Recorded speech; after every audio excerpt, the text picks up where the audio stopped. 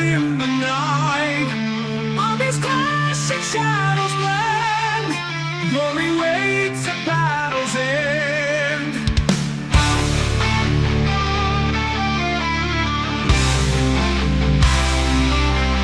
Ancient ruins witness stray, warriors meet at heaven's gate. Echoes of the past now scream, mystic staff will wander stream. God's spy star in darkened skies, victory will claim the prize. Rituals and power call, one will rise, the other fall.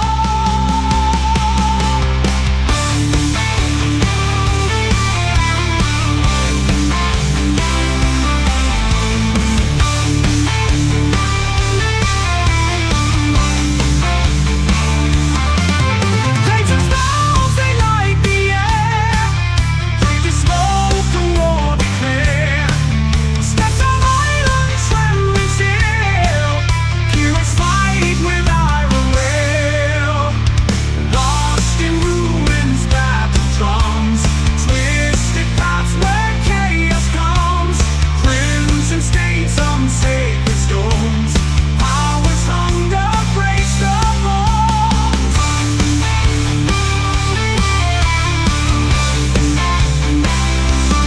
God's bright star in darkened skies, victory will claim the prize. Rituals and power call, one will rise, the other fall.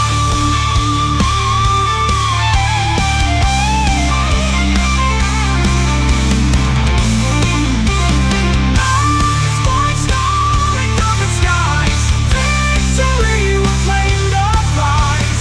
Rituals and power call, one will rise, the other fall.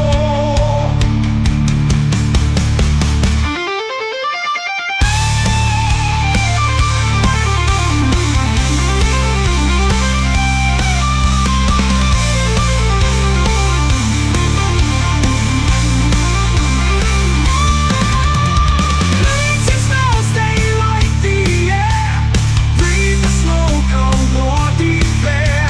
Steps of violence trembling still, Can you hear me? heroes fight with iron will. Lost in ruins, battle drums, twisted paths where chaos comes. Crimson stains on sacred stones, power's hunger breaks the bones. The bones.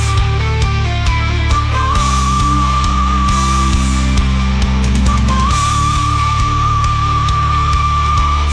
God's bright star in darkest skies, victory will claim the prize. Rituals and power call, one will rise, the other fall.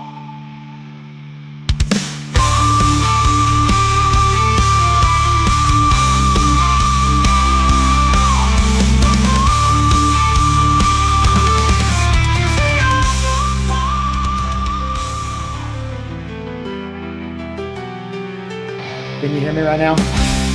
In the land of fair, beneath the Good. moonlit sky, Alright, so, a we're caravan live left about to Winstead, start, so grit we're in starting their now. eye. Wagons full of goods, dreams bound for Miralith. Silence bringing the test of death.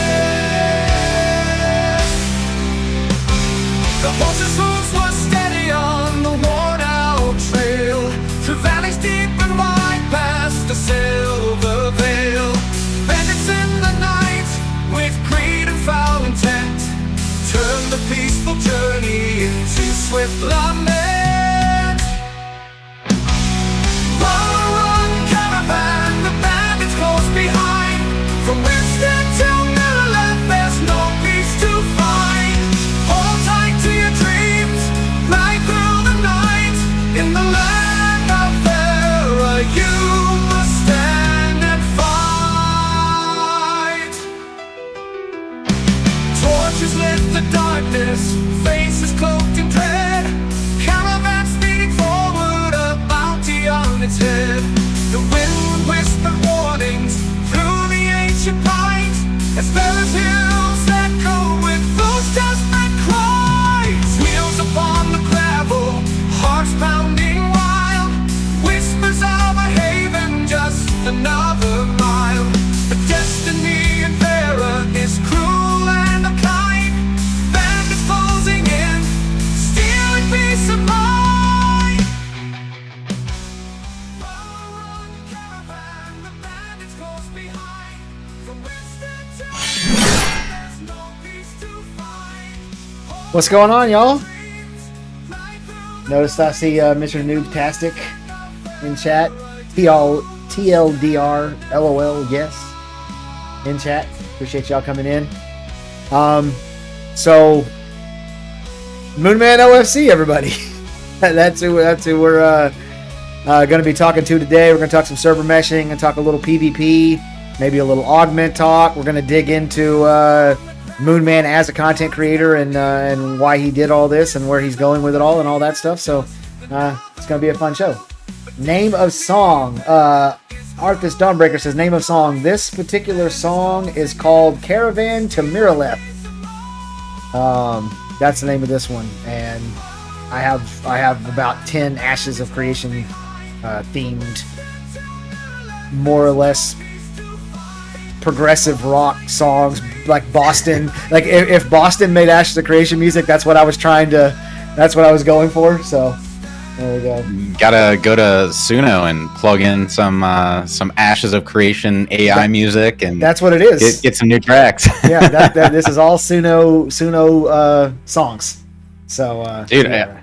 That stuff blows my mind. But yeah, thank you so much for having me on here. I'm so excited to chat with you, and I think this is going to be awesome. I think there's just been so much with like the last live stream update, like especially with like initially we were like, oh hey, we'll talk about classes and PvP, and right. It's funny how like all of it's kind of connected with server meshing and how that plays out too. Yep. So I just released a video on server meshing today, and I spent 20 hours just diving so deep into everything that I'm like, oh dude, I am primed, pumped, and ready for for all talks about this. Okay, that's great, because that actually leads me to my very first question, the first question that I had for you. Before 3 weeks ago, had you ever even heard the term server meshing? Did you have one clue what server meshing was before 3 weeks ago? So I did actually, because I think maybe 4 months ago, I forget the name of the creator's channel, but it was going through server meshing on specific to Star Citizen, and I watched that a couple times. So I was familiar with it, but I think at that time, like I watched that video and I was like, okay, I kind of understand it, but it, it's really techie, so you're kind of like, okay, like that's why I watched it a couple times. Was like, okay, I need to like kind of grasp this a little bit more, right? But I think it got so deep that is like, okay, like I get the basic concept. And then the last week I've literally just been like diving super deep into everything server meshing, all this network architecture stuff, kind of realigning with, like, I was already familiar with like a lot of network architecture things from so like for my job, I've done some software product development and worked with engineers a lot, so I had some background, but this definitely made me dig a little bit deeper into like how are they doing this. And I know there's so much like they covered so much right in that update, but there's also so much that they didn't talk about, because I think for all of us normal people, you just wouldn't understand like all this crazy, like, oh yeah, this is how it works. But if they went deeper, like just with like dynamic gridding, they went even deeper of like, oh yeah, but this is like how we're doing it even further, like on our end, and how it's making these decisions. I think a lot of people would have gotten completely lost. I think probably a fair amount of people were like, I think halfway through it started getting a little bit tougher to keep keep in tune with what they were talking about, because like it's one thing to define, oh here's what this is, that is, and that is, but then applying that knowledge. So yeah, I think like at the 40-minute mark is when I started being like, oh, I really got to start like locking in Yeah, paying I gotta attention to understand what's what the being heck's said. going on here. Yeah, that's interesting. I did my initial video, and I saw you were reacting to my most recent video, live on stream just a few minutes ago. But I did my initial video with very little research. Like I spent 20 minutes. I was just like, what is this? And then it was really Steven's wording that got me excited and got me wanting to make that video. But what was really cool about it was I had 4 different people who reached out to me. One was a server engineer, one was a network engineer, and then 2 of them were like, I work in the gaming industry. Now I'm not doing exactly this, but I understand what's going on. And they were all like, do you mind me telling you a little bit so that you'll have a better understanding of what's going on? They're all like, I appreciate that you said in the video, I don't really know what I'm talking about here, And so I had several conversations with people, and one person in particular actually jumped in my Discord, went live in my Discord, and busted out a whole video that I recorded where he explained the whole thing. And what's crazy is, like, he just nailed it, bit by bit by bit by bit. Like, he did exactly what Intrepid said, except for the removing of the replicator and having the servers do the replication instead of but he explained it exactly. He explained it so well that I was talking to one of my friends who didn't understand the technology, and I went live on Discord and explained it to him and in my own words, and then when he watched the Intrepid video, he was like, that was exactly what you said was going to happen. I was like, these guys helped me out a lot. So it's pretty cool seeing other people from the community come and say, hey, let me tell you, since you're so stupid, let me make you smarter. Dude, well, to me, it's funny because I had a similar experience where, like, somebody hadn't watched it yet and just explaining, like, this is literally the best update we've seen to date. You won't see anything better. This is the most hype thing ever. And then having someone agree with that, where it's like, oh my gosh, yeah, this actually is, because it's not like, oh, hey, check out this really cool class or this really cool feature. It's like, no, check out this thing that is going to make your gameplay completely different and all for the better, and like something that you haven't seen probably ever at this point. Like, I've seen large scale PvP battles, but I mean, just how much this could and probably will be able to scale up is just the crazy thing. Like, that's what I was talking about on stream too, is that I want to see, and I really hope we get to do this in Alpha 2, and maybe I'll get all the content creators together, to get all their communities together to say, hey, let's get as many people as we possibly can to fight it out in this one tiny area. And, maybe after the fact, Intrepid will tell us how many servers we spun up, because we brought 1,000 people. Yeah. Let me tell you, were you in Alpha 1? I was not. I only started following the game in 2021, late 2021. Okay. So I was in Alpha 1, and let me tell you, they were so cool about interacting with the community and the content creators in particular. They would stop in all our streams and just talk to us. Margaret, and you probably don't even know who Lieutenant Toast is, but Lieutenant Toast was a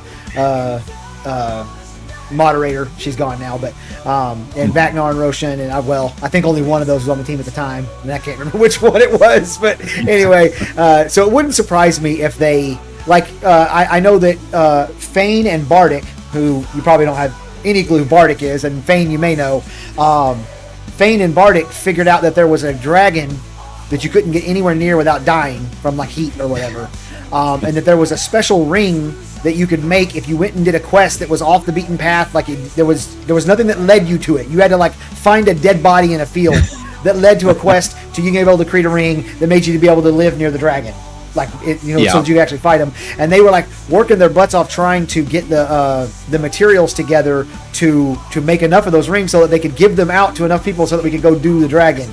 And they weren't getting it done very fast. And Steven basically jumped in and passed out a bunch of rings so that people could go fight the dragon. That was pretty cool. That's absolutely awesome. And, like, that's also, like, just that example is, I think, one of, like, the biggest things that I'm excited about for the game. Not necessarily Steven coming in. I mean, it's great that it's like, oh, hey, let's go and actually check this out. But just that, oh, hey, I'm in this game. I figured out this weird little thing that you had to really go out of your way to find out. And now, because I want people to be involved in this, I'm going to go and farm all these mats to try and get us to take down this dragon. Like, that's that's the type of thing that's like, that's what an MMO is about, where you're just going off and doing these random things just because you're like, I want to do this. I really want to see like what comes from this dragon. Like, what is this fight going to be like? What is he going to give me? All that sort of stuff.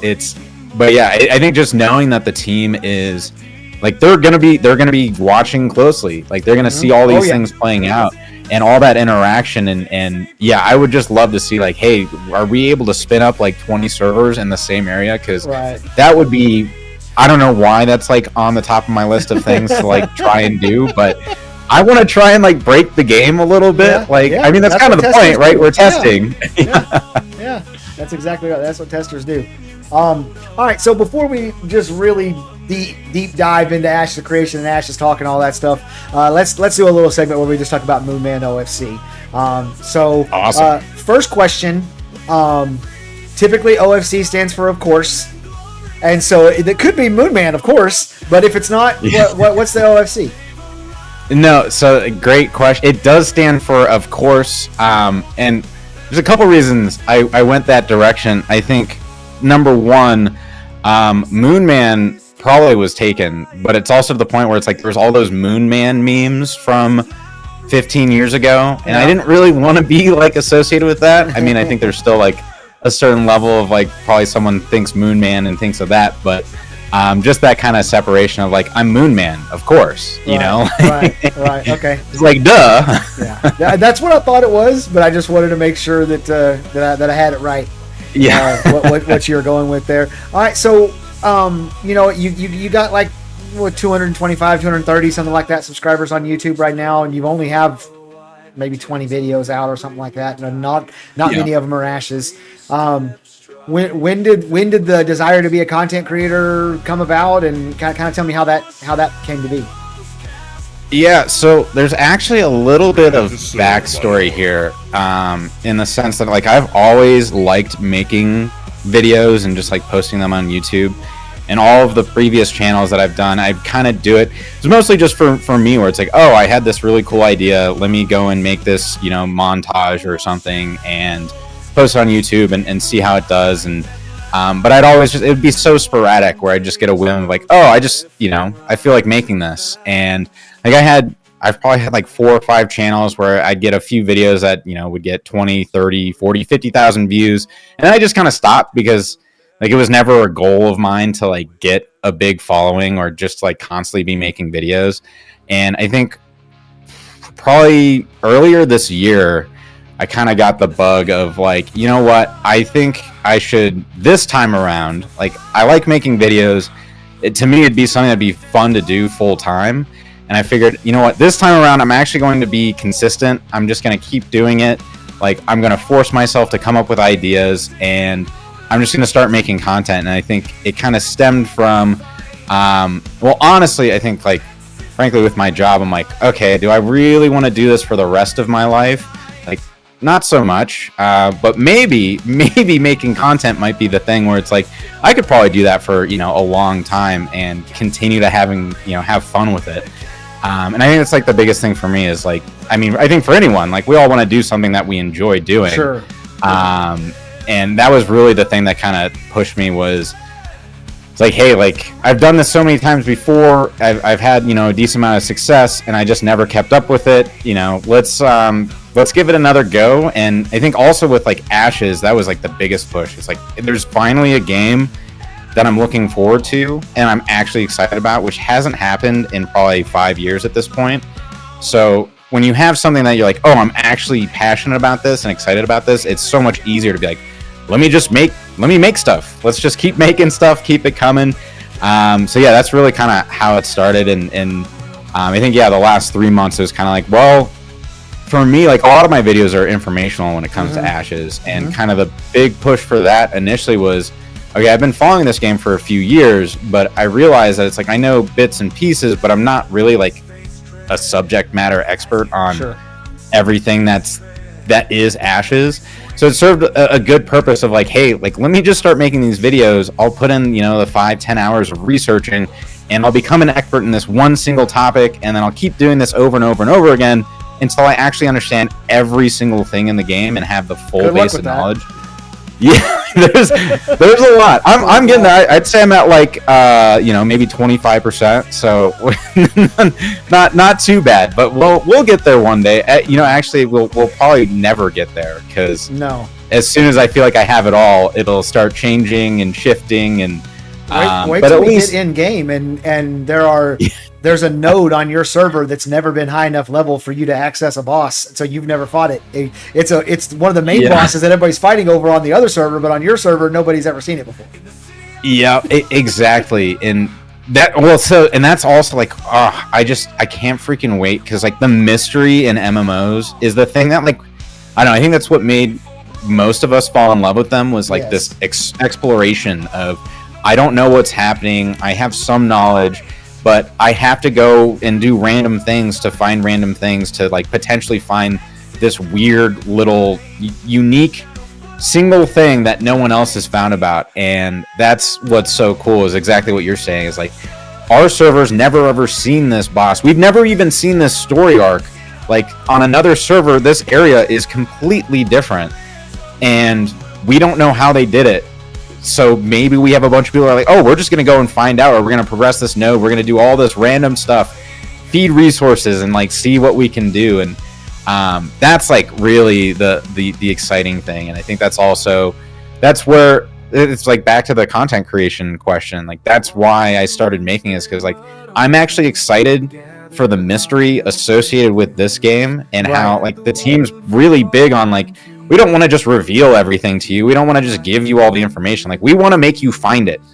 And I love that. Like I don't want to read guides. I don't want to have metagaming, built into like however I'm doing my things. Like I just want to go with the flow, mess around, figure it out. Maybe I try something that's super stupid and it works out, or maybe I try it and it's just the worst thing ever. But like that's what gets me going. And that's where it's like the content creation was like, this is finally a game where like I can just try out endless things, like literally endless things. Yes, endless things. That's correct.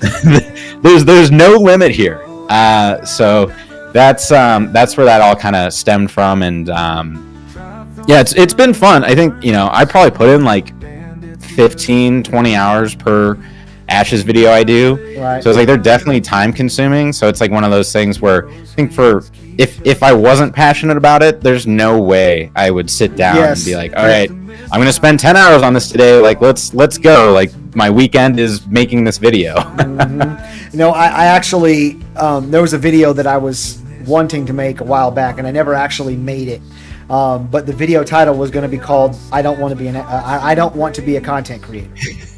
And the final like conclusion of the video was going to be, I don't want to be a content creator. I figured out I want to be an Ashes of Creation content creator, and that's it. Yeah. Like, there are other games that I play, and I'll go, oh my god, I know this and this and this about this game. I could make this video and this video and this video. Like I could make 50 videos about this game.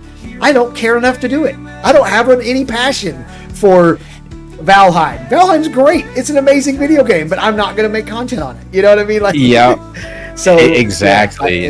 I kind of do and I do the same. I think the other thing that I'm passionate about, and like I have like 2 of these types of videos on my channel, which is like this, I'll call it like ridiculous storytelling videos, where I'll take like a bunch of gameplay and I'll like basically have this narrative of like what I was actually doing. Like there's this one video that I did on Manor Lords, and really the whole goal was for me to drive all of my citizens, like to take all their money and drive them to be poor, and then take off with all their cash.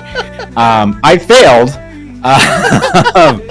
but it's just like the most absurd storytelling you'll ever hear. It's like really just like kind of comedy stuff, because like I'm really big into just storytelling when I'm playing games. Like it's like doing the whole RP thing, telling stories, like just kind of being ridiculous. Like I am personally I'm a ridiculous person. Like you may not get that from me like on stream or on my videos, but like you'll see it in these storytelling videos where it's like I just do ridiculous things, and you'll see it more when I stream Ashes. Like when the game's actually, like when we're playing Alpha 2, you'll see some of my shenanigans, and I like to just go out there and I like to have a good time. Like I don't like to take things too seriously.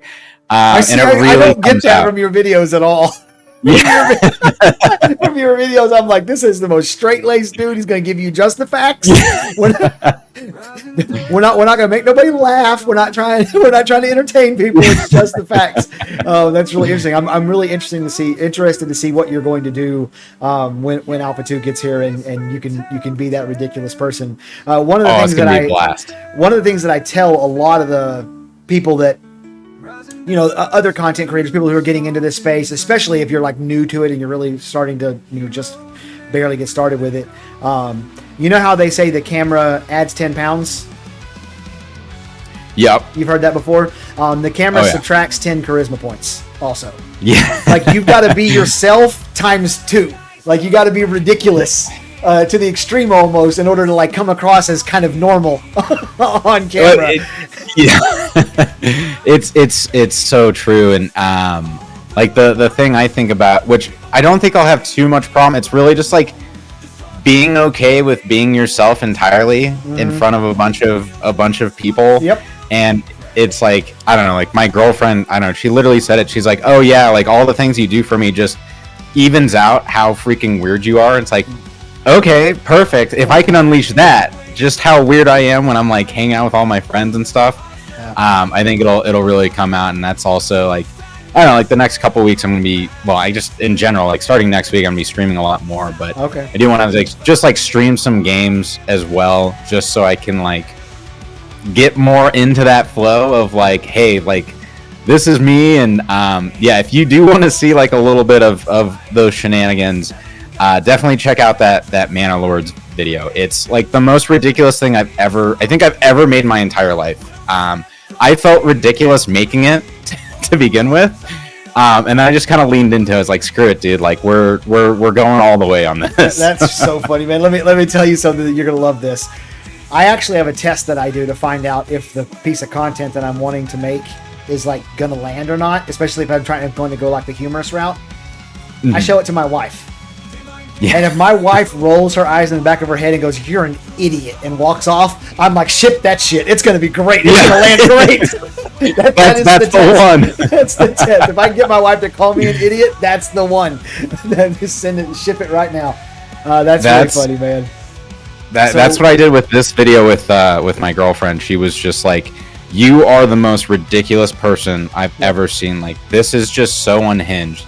And if she says unhinged, I'm like, this is probably funny for like gamer people. Yeah, yep.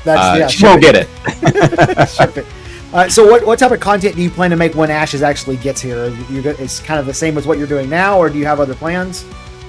Yeah, I think there's kind of a couple of different things that I want to do. I think I definitely want to do things that are focused on like just kind of like ridiculous builds and like ridiculous things that you wouldn't typically find, or like kind of these game breaking things of like, hey, I made this class, I stacked the stat that you really shouldn't be stacking, and like as a result I'm unkillable. Like I literally regen so much health that you cannot touch me. Just like trying weird wacky things. Yep. I also want to do more of the kind of like storytelling stuff of just like kind of RPing and being like, what did I set out to do?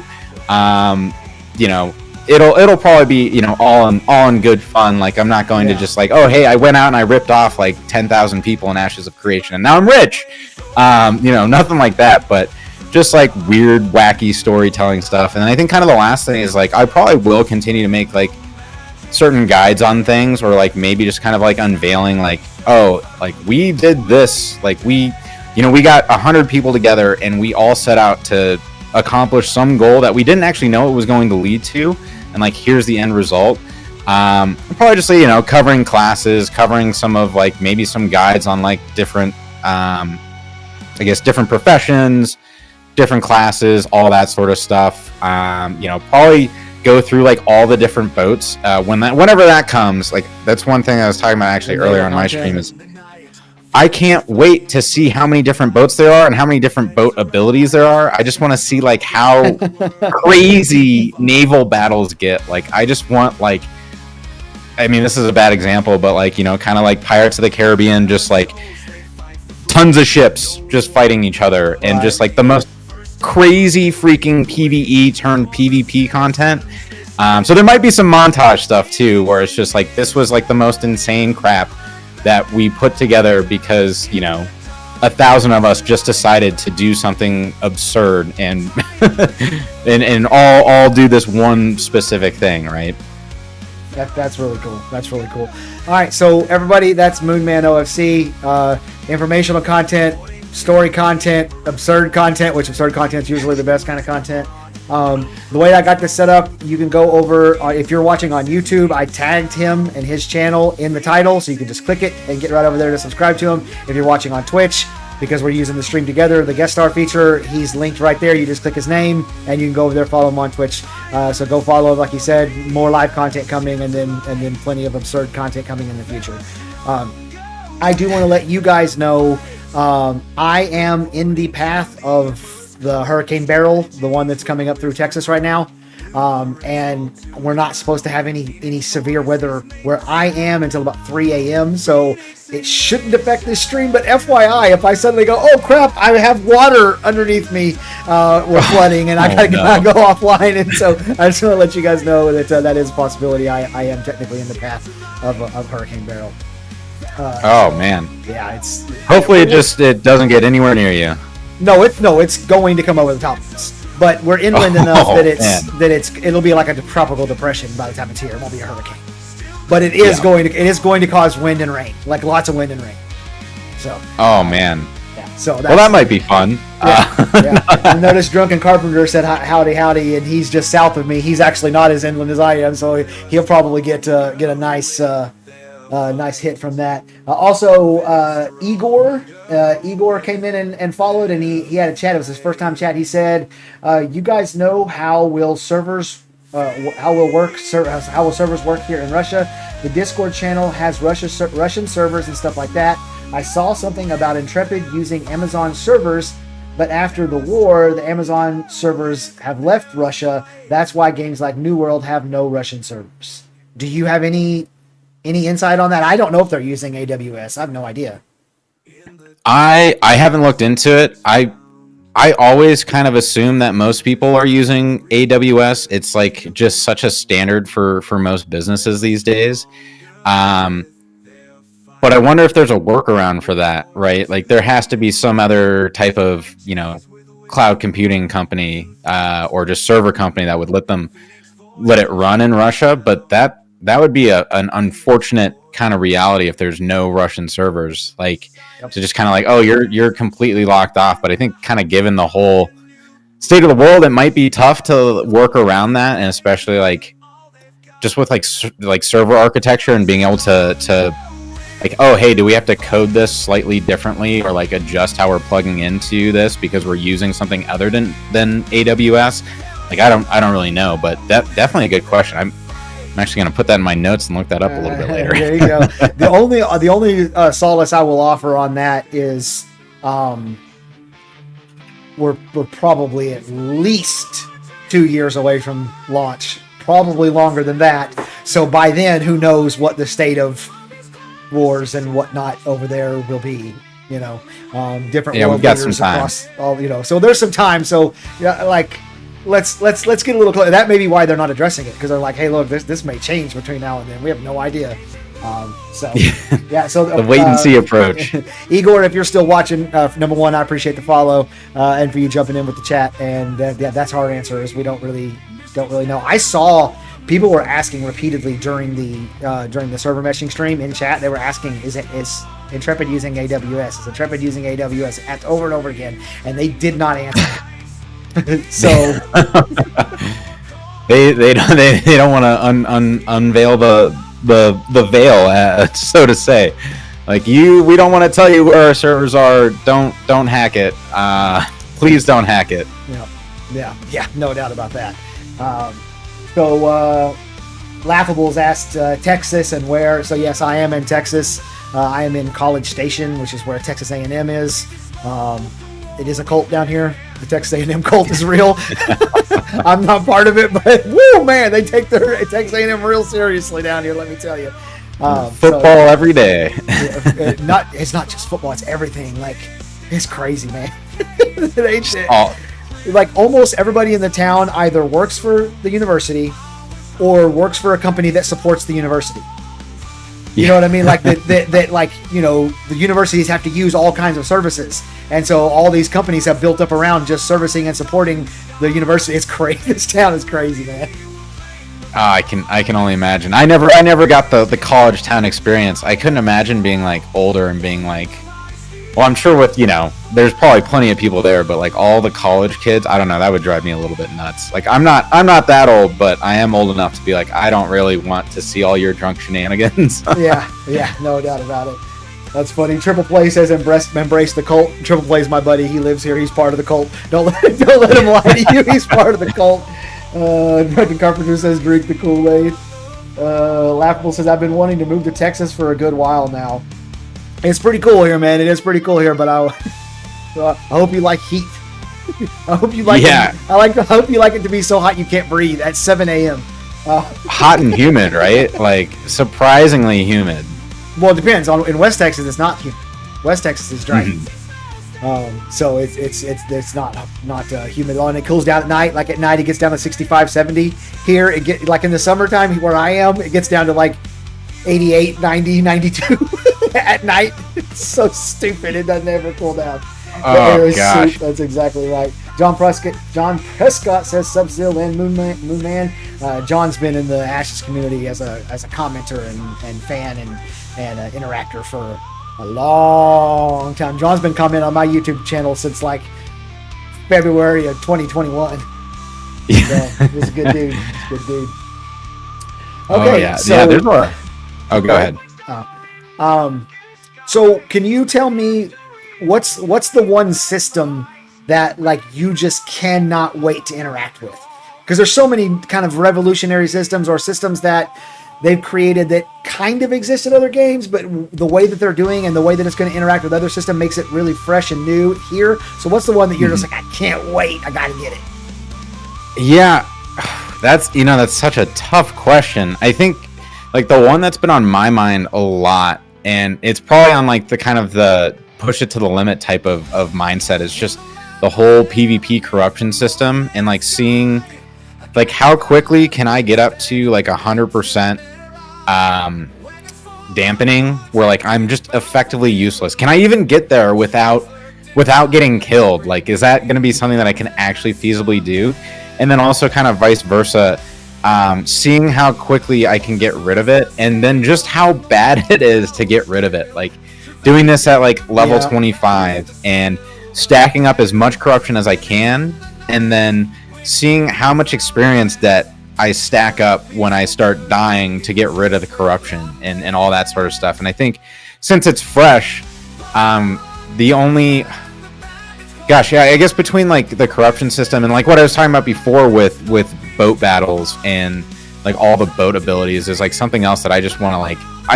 the naval content is like near and dear to my heart, because pretty much every MMO that I've played, like the water's just there. It's not even a thing that's like really anything that you think about, because you're like, oh, like I swam a little bit, I took a boat ride, you know, maybe something else happened on the water and that was it. But like raiding on the water, like I'm pumped for that. It kind of gives me like vibes back from like, sheesh, like 2007 and the Burning Crusade of like doing like a water boss and being like, all that stuff. Just it's like it's super new to me, it's super fresh to me, and that's something that like anything that I haven't done before, because I feel like with a lot of us gamers, like it feels like we've seen everything. Like we've played pretty much every type of game that might exist at this point. Like there's so many.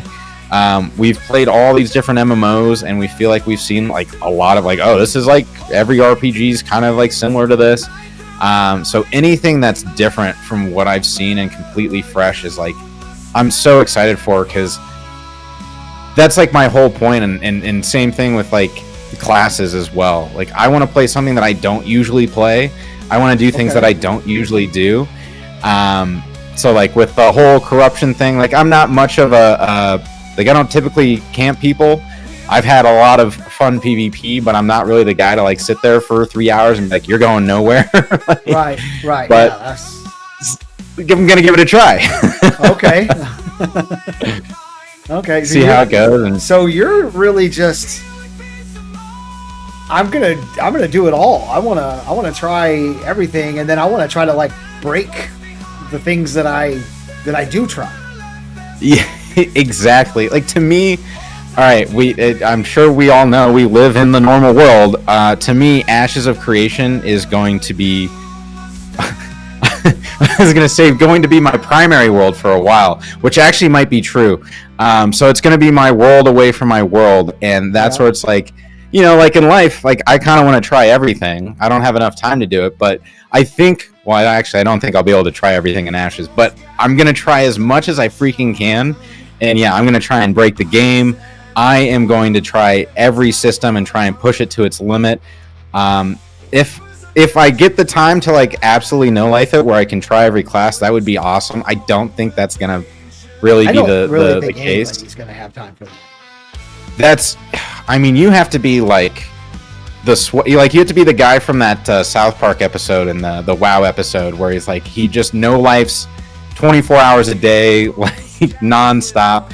But I am hoping to just talk with a lot of people playing different classes, so I can kind of get that insight of like, oh, maybe I'd want to do that on launch. But yeah, I want to break everything. I want to break everything, and I want to try everything and like push it all to its limits. And I hope there's other people in the community like that, because it'd be so fun to just have a large group of people like going out of their way to like, we're gonna do something so dumb and we don't know if it's gonna do anything, but if it does, it could be really freaking cool. Yeah. What about you? What is like the one system you're looking forward to trying? I mean, nodes is kind of like the obvious answer, right? Yeah. The class system in particular is different. It's not unheard of because it's kind of a take on ArcAge's class system, but the augment system in specific. So I did a video on class balance several months back. Okay, and I did just like you did. I did my research. I really looked into it the best that I could, and the way that Steven explained it, the last time he really explained it, was that, and we only know this about Mage, but so Mage has 4 schools of magic: Fire, Frost, Lightning, and Teleportation. It looks like they may be looking at changing Teleportation to like Void Magic or something like that, but it doesn't matter. It's got 4 schools of magic, and you are going to choose, if you choose Mage as your secondary, you're going to choose from 4 augments, each from those 4 schools for each skill. So, and there are 8 archetypes, or 8 secondary archetypes if you want to look at it that way. So that means that there are 32 variations of every skill in the game, and that's not including skills associated with your social organizations, religion, your node type, and your level. So there's probably like 45 skill variations on every skill in the game, which is insane. I'm at the point where I don't even believe it's true. I'm like, there's a disc, there's something I'm missing, something Steven didn't say. I didn't do the Dr. Burns thing and parse out the knowledge, the words exactly, word by word, like Dr. Burns does, to get the, there's a disconnect somewhere. But even if it's 15, even if it's just 15 per, that's insane, and I can't wait to try it. That was one that I wish had come to mind, because that is a great answer. Like I was looking into it last week, because I told you, I was like, oh yeah, like we should talk about classes in PvP, and I did a poll with my community, and they're like, oh yeah, like your next video should be on classes in PvP. So I started going down the rabbit hole and looking into everything, and when I got to augments, that's where I kind of hit that thing of like, oh my god. Like I knew that there was a ton of customization in this game, and I knew there was a ton of different paths that we can all take. But this is the next level of, you can do just augmenting your spells that much, and I'm just excited to see how impactful it is. Right. Like, how much is it going to change it, and how different is my character going to feel beyond level 25, and like every level beyond that, and like when I start changing up my augments. And I was looking into racial augments as well, which there was not a ton of information on. So that's one thing that I'm excited to hear a little bit more on, to see, like, does my race matter a whole lot? Like, we know every race can play, every class, but if I'm I guess I forget the name, like Valoon trying to think of the exact, Yeah. like what does that look like compared to, you know, being another race, and like how can I change my spells because of that? And then there's also, this is like total tangent, but speaking of races, and I also forget the name of this race. I'm gonna look it up real quick, but it's the one with the least amount of information, at least as far as the wiki. Tolnar. Yes, that's the one. Yeah. I think that's what I want to play, even though I don't know much. Yeah. What little they've so I've been pretty much set that I'm going to be a Renkai tank or fighter for a long time. I mean, damn near since day one. And then when they showed what the Renkai looked like, that kind of, I was like, that's the one. I'm in. The only chink in that armor, the only thing that makes me go is when they started showing the Tolnar and what all you can do, like potentially do with the Tolnar as far as how you can make them look and stuff. But we have this much information about that. It's almost none. So exactly, yeah. It's just like looking at the concept art, and I forget like which update or live stream it was where they talked a little bit more about it. But yeah, just hearing all of that, it's like that's the one. Like I don't know hardly anything. And maybe it's because it's a mystery. It's like, I don't know. So I know that I don't know, but I know that I want that I don't know. Right. that weird logic. Oh yeah, that's the next game that you want to play is always the best game. Oh yeah. It's like, I can't wait to play such and such game, and then you get into this like, is the one. No, this is still the same crap, regurgitated, recycled mechanics from the last one I was just playing. It's just got a different skin on it, but I'm still going to get excited about the next one. Like I'm so pumped for Dune Awakening. Like it's not going to be exactly like Conan Exile, right? Maybe it's not. But Squatch asked, I was stationed at Fort Hood, Texas for 3 years. Are you near that? Or are you far from that zone? Fort Hood's about 3 hours away from me. And I drive up to that area, not to Fort Hood or to Killeen, which is the city it's in, fairly frequently for various different reasons. Fort Hood, actually the largest military installation in the world, in case anybody didn't know that. Wow. I did not know that. Gigantic. The town that it's in is called Killeen, and the male to female ratio in that town is 9-1. 9 males for every female. That's brutal. So brutal. I lived there as a non-military person, and getting a job was like impossible. They were like, "Oh, what? You're not a woman? No, we don't hire non-women. We only want women in here." Didn't matter what job it was. That gives me flashbacks to high school. I went to an all-guys high school for 2.5 years, and needless to say, I don't think I want to relive that. Go to Fort Hood, and you can have it all. 9-1 ratio. 9-1. 9 dudes. Yeah, I think the only thing that we really have here. So I live in Colorado, actually, and we have a Space Force base. So that's cool. That's exciting. Yeah. At one point, I worked at that base. Lovely job, 18, 19, 20, bagging groceries. That was a blast. You know what? This is weird. As I've gotten older, I'm in my 40s now, so I've experienced a lot of type of jobs and stuff. I kind of like, and I think about this almost every time I go to the grocery store. Like, I almost envy the bad guy. Like, you're not when you leave, you don't think about work, not for 1 second while you're off work. You don't need to think about it. I have a job, where I don't necessarily have to think about work in the future, but you do, Oh. And your job is so simple. It's so easy. You just do it and go home. And you're like, I actually kind of show up a little bit.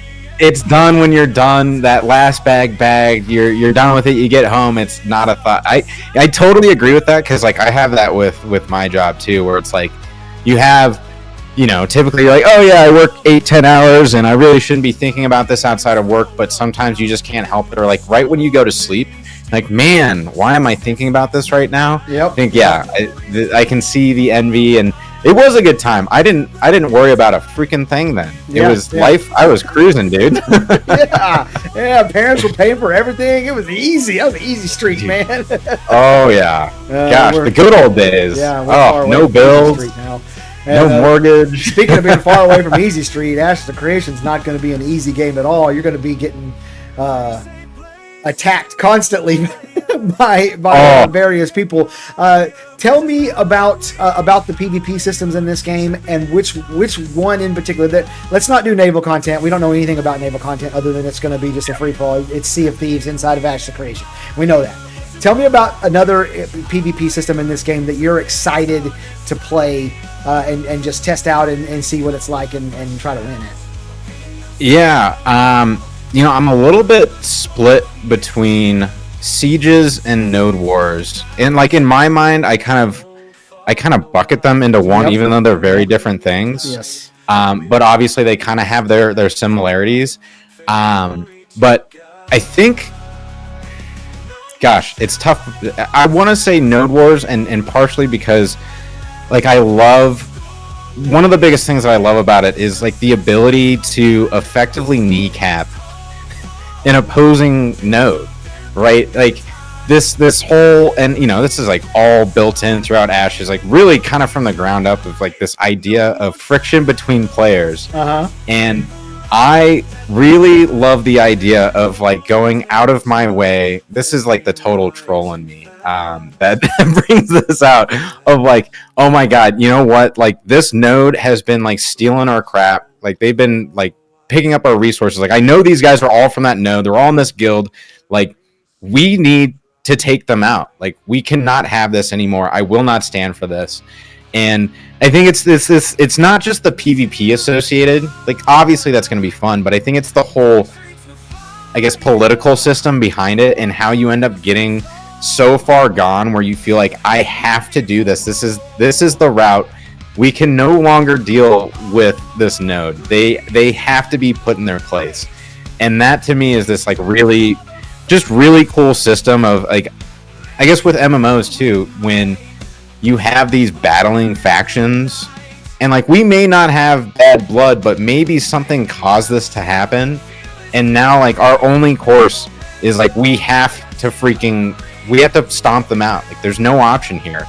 Obviously the PvP associated is going to be like the fun part too, because then you get to talk crap about how you like annihilated them in that node war, or you go out of your way to do this and you get completely stomped on, and like you're like, oh yeah, dude, we need to put them out, and then you're just like, oh dude, we're so screwed. Like that was a poor choice.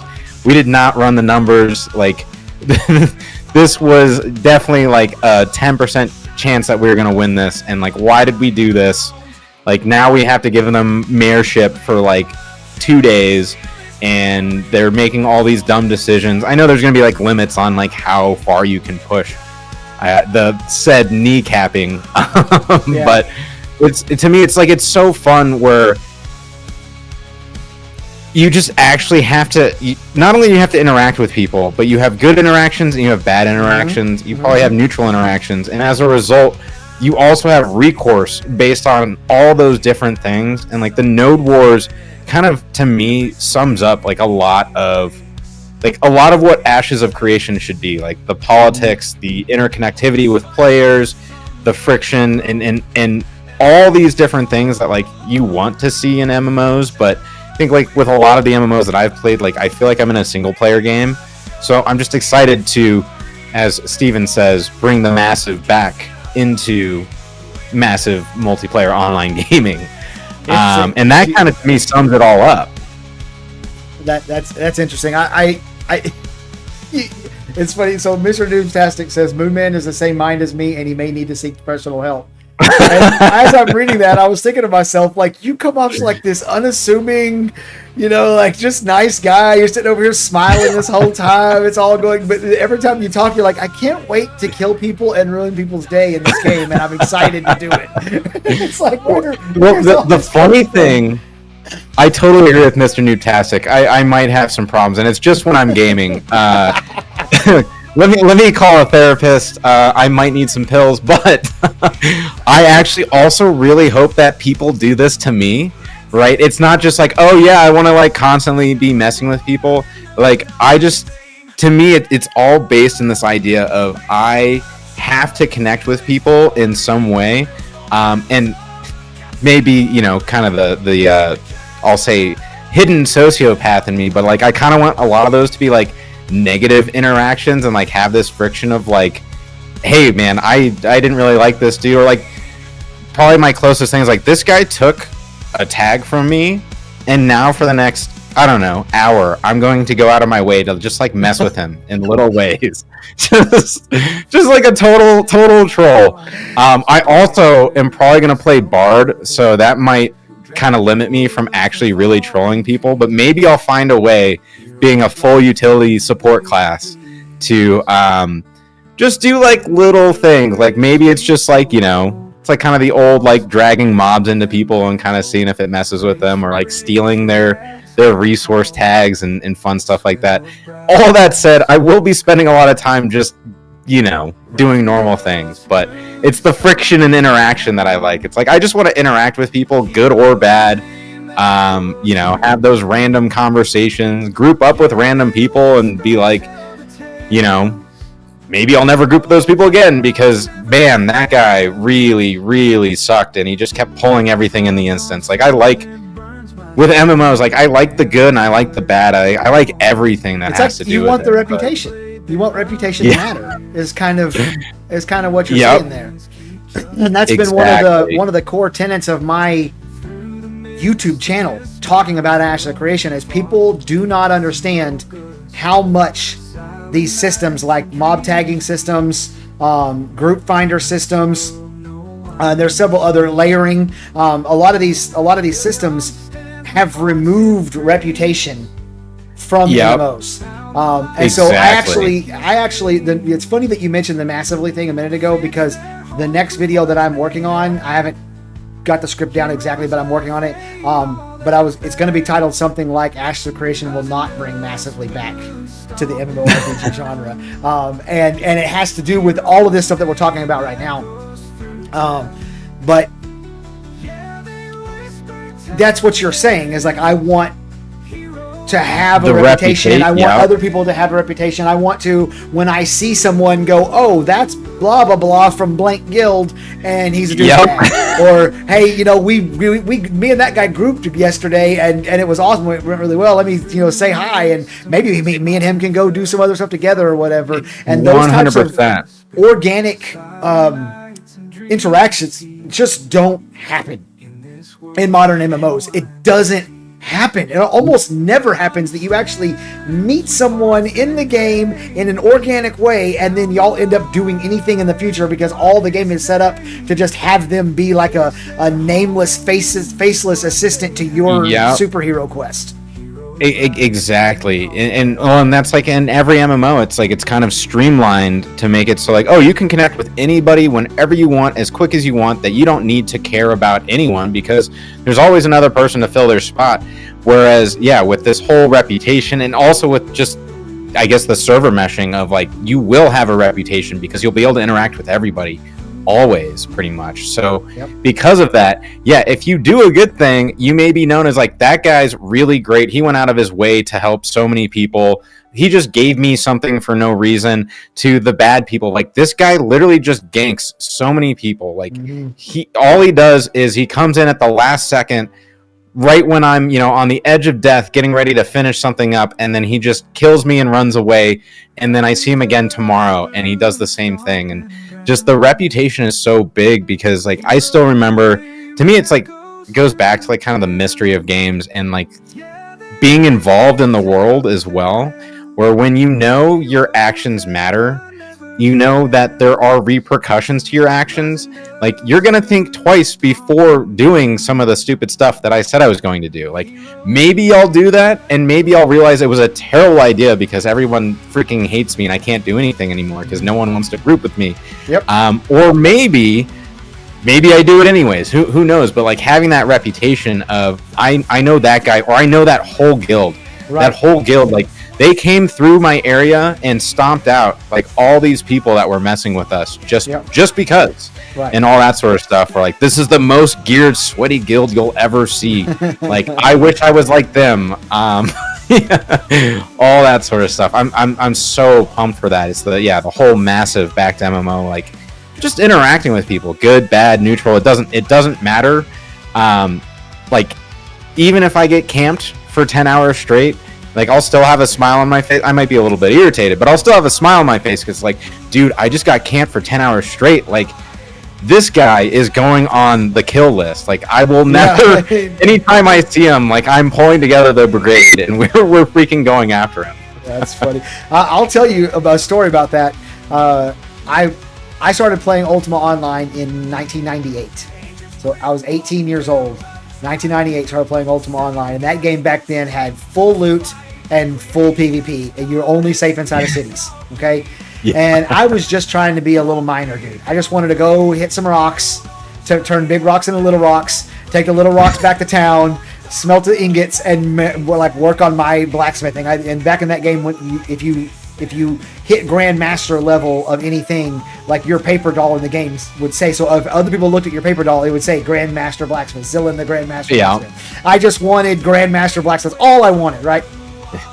So there was this one guy that would just, like 3 times a day, I was playing a lot back then. So 3 times a day wasn't a lot. It only affected me a few times, maybe 20 or 30 minutes of my total day. But he would track me down, find me, jump me in between the town that I was living in and the mine that I went to, jump me in the mine, whatever. He always killed me. He always, like, every time, this guy haunted my nightmares when I was 18 years old. Let me tell you something, Moon Man. I'm going to be turning 44 in a couple months. I still remember this motherfucker's name. Yeah. His name was Murloc. Murloch. I remember the motherfucker's name. It was 20 years ago. I got a wife. I got kids. I got a job. I got all kinds of amazing shit going on in my life, and I still remember that motherfucker. Oh, dude.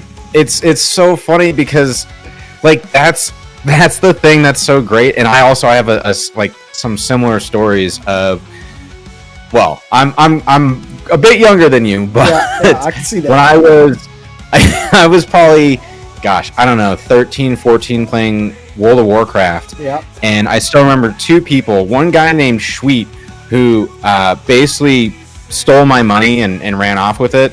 And it was like all the money I had. And then another guy named Shadow Tusk, who, this was like my close buddy, online buddy in this game.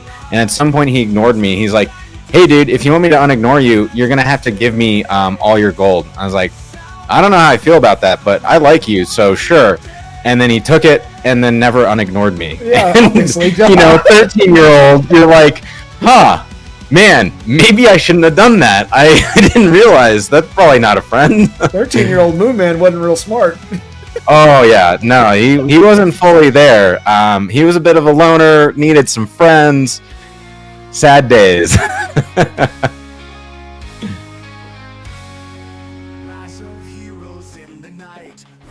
I told her she could come in 1 hour into the stream and give me a hug.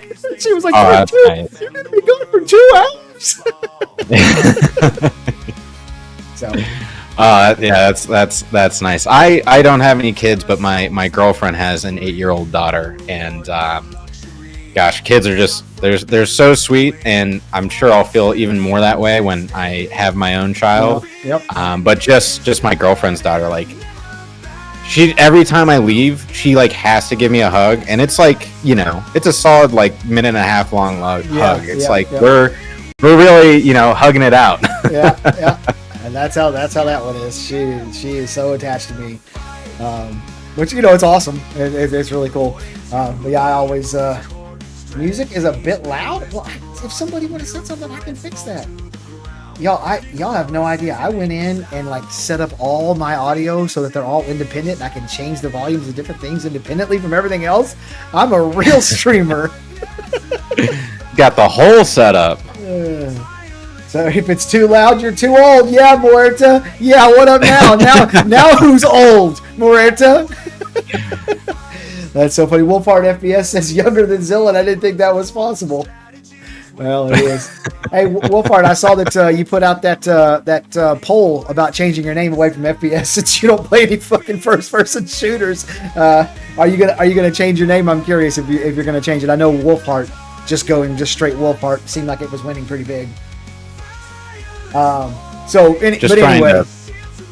was just gonna say, with Wolfhard just trying to totally they show up and it's like, where's the FPS? Yeah, Just yeah. completely confusing. And when he was like, I won't say a nobody, but when he had like 50,000 subscribers and it was like, he's just a guy. But then BG3 went live and he blew up and he's a big, huge creator now. And everybody's like, but you don't play any FPSs. Yeah, I just wondered if he switched it around. He's my buddy. He's a good dude. I like talking to him. But as we're talking about reputation, and both of us kind of have stories of like remembering like these things that happened to us with other people around, and Ashes of Creation is going to do that kind of on steroids, because not only are you going to have reputation, just like, for example, let's use Envious. I like to use Envious as a good example. I think DA is a good dude, and I think Envious is going to be a successful guild, and so I don't think that they're going to think negatively of me talking about what they're doing. So let's use Envious as an example. They're kicking butt on the server. They're DA's the mayor of one of the metropolises. They're a patron guild of that, whatever. They're kicking butt. Mm-hmm. Everybody on the server is going to know who Envious is. If you show up anywhere and you got that little parentheses with Envious underneath your name, people are going to be like, oh, that dude's an Envious. He's a badass. They're, like you said, they're one of the sweaty guilds that everybody's geared to the nines, And so from a server perspective, you're going to have this reputation. But also at my little node, because I'm a nothing nobody guy, right? And so I'm just a citizen of a tier 4 node. That's all I've been able to accomplish while I play. Because the game doesn't have fast travel, and the limited auction houses and all that stuff, you're going to know the people who live in your tier 4 node. Everybody who lives in your little area and then the nodes right around you, you're going to know who they are. You're going to know who the douchey guilds are. You're going to know that one guy. So your reputation is going to matter a lot, even on like a much smaller scale, and then again on the bigger scale if you're part of one of the big, Yes. No, it is such a great point with just in your little community, in your node. Like, you live in a tiny town, right? You effectively, it's like your neighbors, right? You're not in this mega town, like everybody, right? It's like literally living in a town with 300 people. Like everyone's first name, what they do, everything about them. Yep. And that's, I think that's actually going to be really cool, is like from the small towns to the big towns to like, now you also have all these people with like world reputations. Like, I know, like, everyone knows this guy. Like, I've seen X, Y, and Z about him doing whatever. Or like your story, this guy is like the master blacksmith. Like, if you need something special crafted for you, this is the guy to go to. He's got all the recipes. Like, you might have to travel halfway across the world, but I swear it's freaking worth it. Like, go to this guy. And all that is so freaking exciting. Like, I just love it. Like, actually knowing, like, to an extent, knowing all the people you're playing with, like, knowing who they are, knowing what they're going to do. It's like, I know this guy's personality. Yeah. It's not done in modern MMOs. That was my experience. Like, I played Terraceland for an hour and a half, and I was like, I haven't talked to a single person. Yep. I haven't done a single meaningful thing.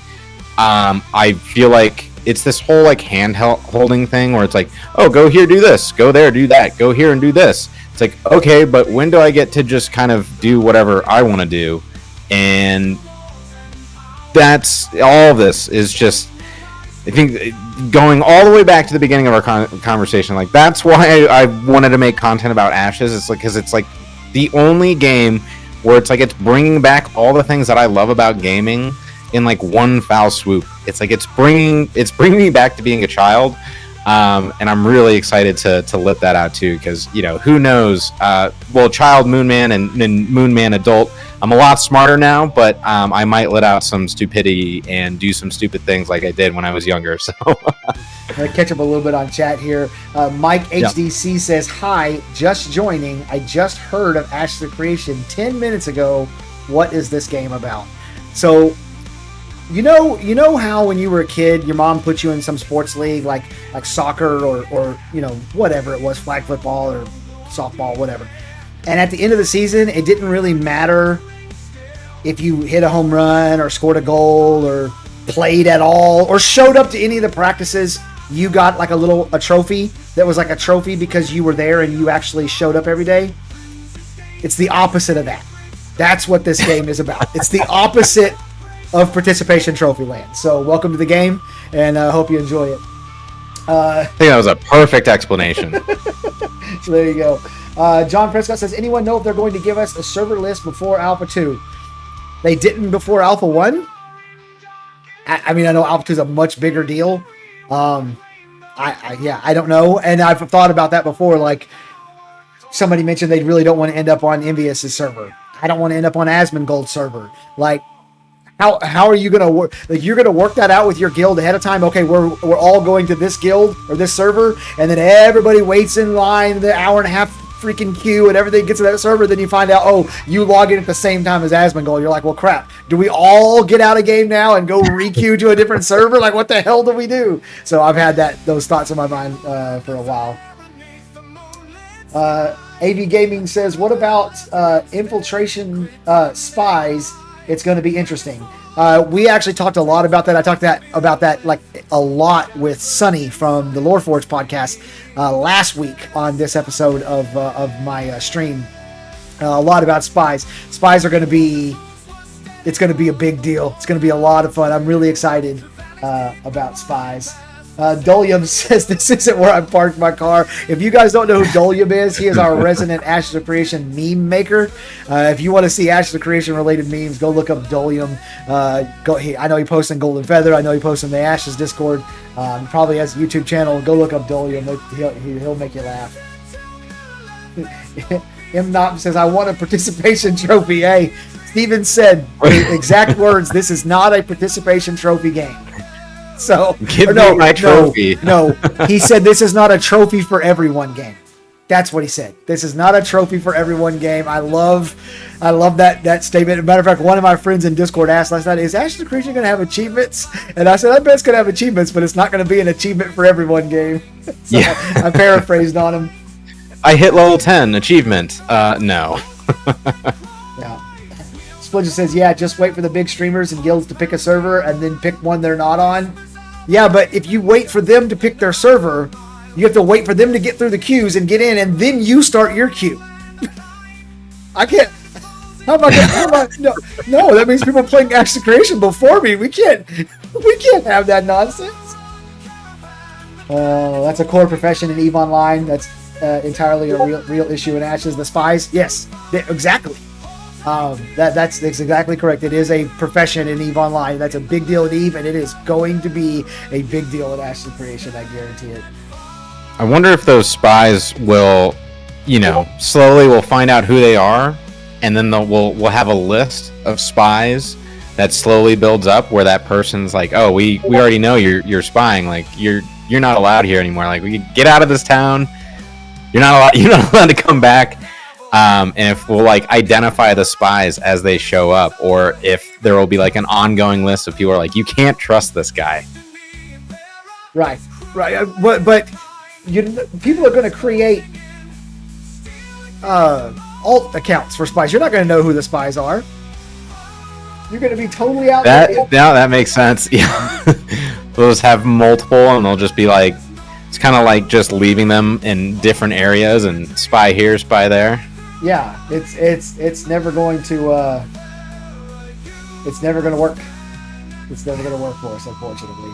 Let me. Somebody said something about a referral code, and I'm 99.9% sure they're just fucking around. But I'm going to leave one in there just in case. Just in case. Why is it not? There we go. It just gave it a string. Whatever. That's the string of letters. I don't know why it did that. Here we go. Put a referral code in there for any of you guys who somehow don't already have an Ashes of Creation account. I'll tell you, Steven told us in a private, not a private, but I was in a Discord chat with Steven. I'm not going to go into why, but back before Alpha 1, and he told us back then there were 7 million free accounts signed up for on the website in 2021 before Alpha 1.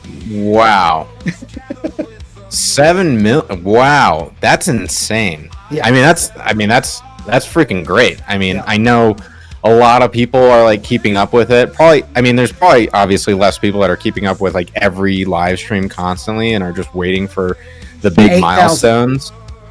That's my estimation. There are 8,000 people on planet Earth who like are actively following and give a crap about like seeing Ash's content, doing everything, and all the content creators. We all have some share of that 8,000. Of course, there's a lot of overlap or whatever, but we're all hanging out in that same 8,000. And don't give me Narc. Narc's audience is just Asmongold's audience. That they're not Ash's people. They're just Asmongold's audience. Okay, that doesn't count. So that's my my own little short math that I did. About 8,000 people.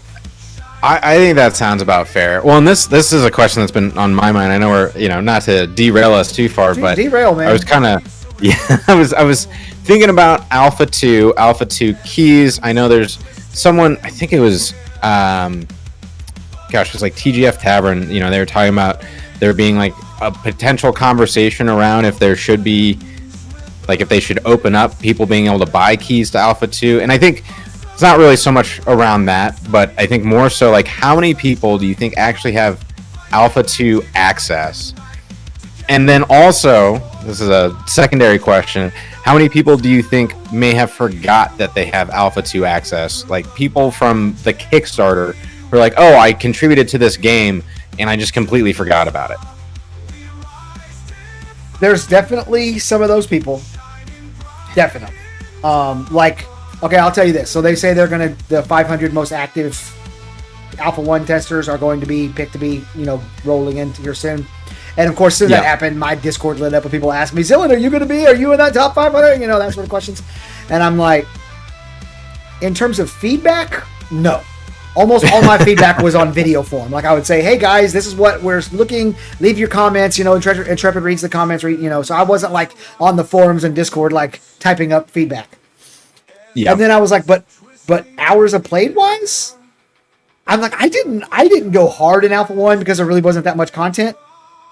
But then I started thinking about it, and I'm like, the last siege that they did at the end of Alpha 1, like they're like, come, we'll max level your character and give you gear. Come do siege. They had like 110 people on each side. Like I bet you after the first week there were less than 1,000 people consistently playing Alpha 1, and there was 15,000 Alpha 1 at keys, people who had keys.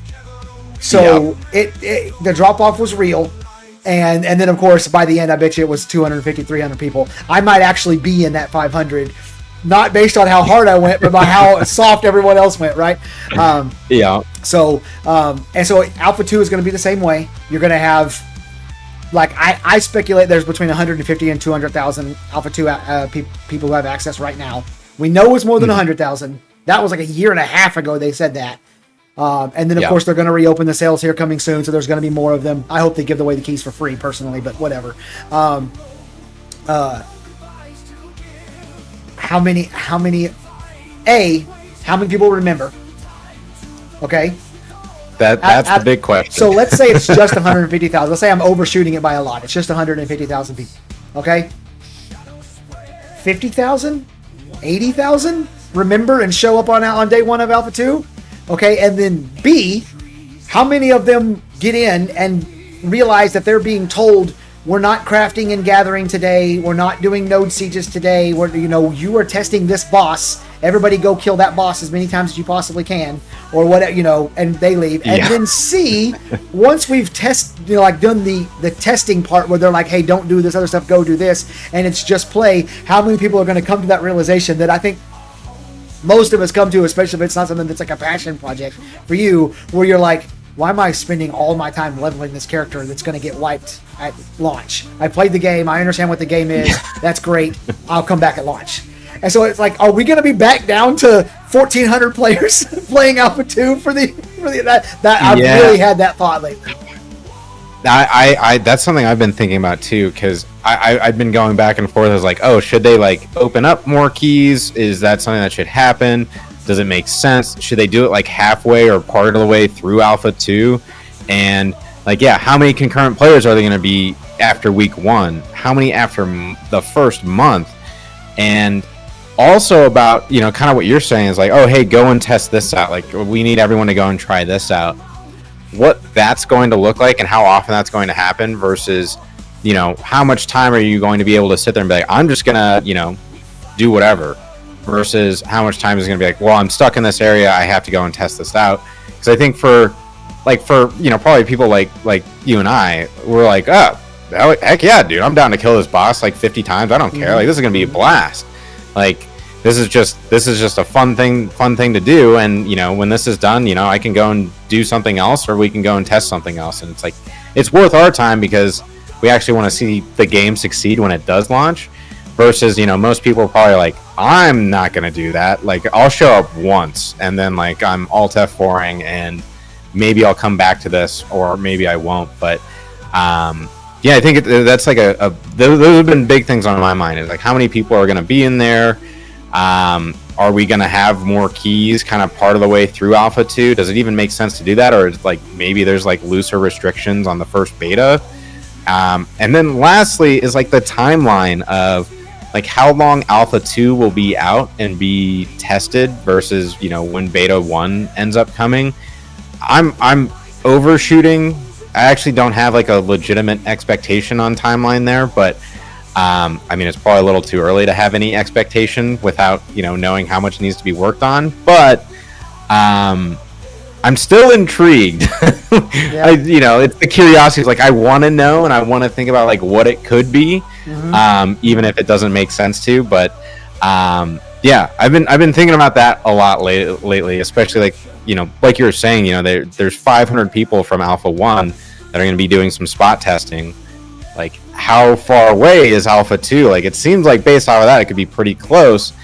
Or, maybe based off those spot tests, there's more issues with certain things that need to be, fixed. I don't know. Right. No, it's interesting to speculate on all those things. Like, there were a lot of people who were really, really, like, really huffing on that copium, talking about July for Alpha 2. And of course, that's done now. We know it's not going to be July, right? And I even know some people that are like, oh, well, in July, at the end of July, they're going to announce August 18th, or something like that. I think August 18th is a Sunday. I really hope it's at the tail end of September. Personally, like, I hope they like everyone be, oh yeah, it's gonna come, and it's like, no, like, let's just push it to like probably the end of Q3, still hit Q3, end of Q3. That also works perfectly for me, by the way. So then the real motive comes out. If Steven ever sees this, I'll be in Italy for 10 days, so please do not release it at the end of August. You'll really hurt me. Oh, you know what? That's great for me personally, because if it's going to hurt someone for it to release during a certain time, that's when it'll release. So then I'll get to play it earlier. So I'm hoping for that's totally what's going to... I know my luck. That's totally how it's going to play out. But I still have hopes. End of September. Yeah. Mike HDZ asks, how can I sign for Alpha 2? So I sent you my link. So you signed up for an account. Right now, they do not have sales open for any of the testing phases, any of the early testing phases. And when the game comes out, there will not be a box cost. You will literally just pay your $15 a month. I say $15 a month. They haven't said that. They've just said subscription. I guess it could be more than that, but whatever. You pay your subscription and you just have the game. There's also no cost for expansions. You just, as long as you have a subscription, you get access to whatever the most current content is. However, they did say during the last live stream that they were going to reopen the Alpha 2 sales soon, TM. So like August, does it happen? We don't know when. But I would suspect we will find that out during the July live stream, which will be at the end of this month. And the way they were talking, to me, it sounded like they wanted it to be cheaper than the big package, the $250 package that a lot of us bought. I bought a $500 package, but without all the extra stuff that those packages came with. So I would suspect somewhere between $100 and $150 and them going on sale sometime in August. So that's pure speculation on my part. Don't worry, they'll announce the date, then they'll release that, and then you'll be all hyped up and The mega cash grab. Actually, I don't think they would do that. They're not really the cash grab type, is what I've noticed. Especially like if they were, as soon as they announced Alpha 2, they would keep the keys open and try and get you to pay for. I think I got like a $350 pack or something. I was just so pumped about the aesthetic of the armor, and I was like, plus I get Alpha 2, like I get to play this like sooner than later.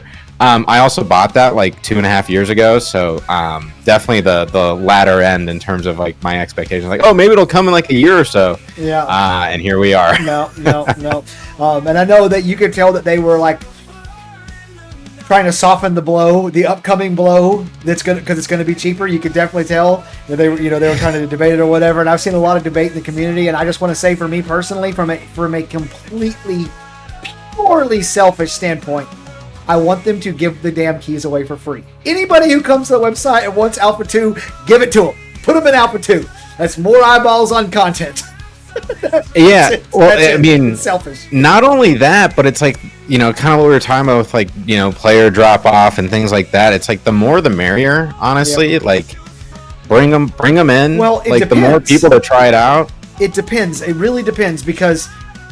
And see, Steven talked about this during the live stream, and it got my mind to thinking, because I was talking weeks ago on this podcast about the cost of testing. You can't have 2.5 years of $1 million a month server fees for testing. You can't. Yeah. You cannot do it. It doesn't make any fucking sense.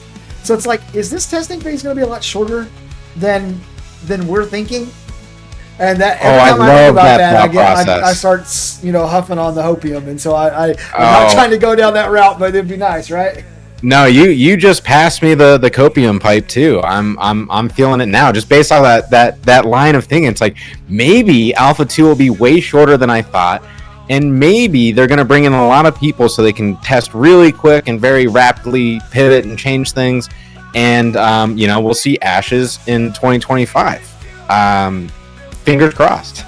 Yeah, a launch for Ashes Creation in 2025 would be absolutely epic.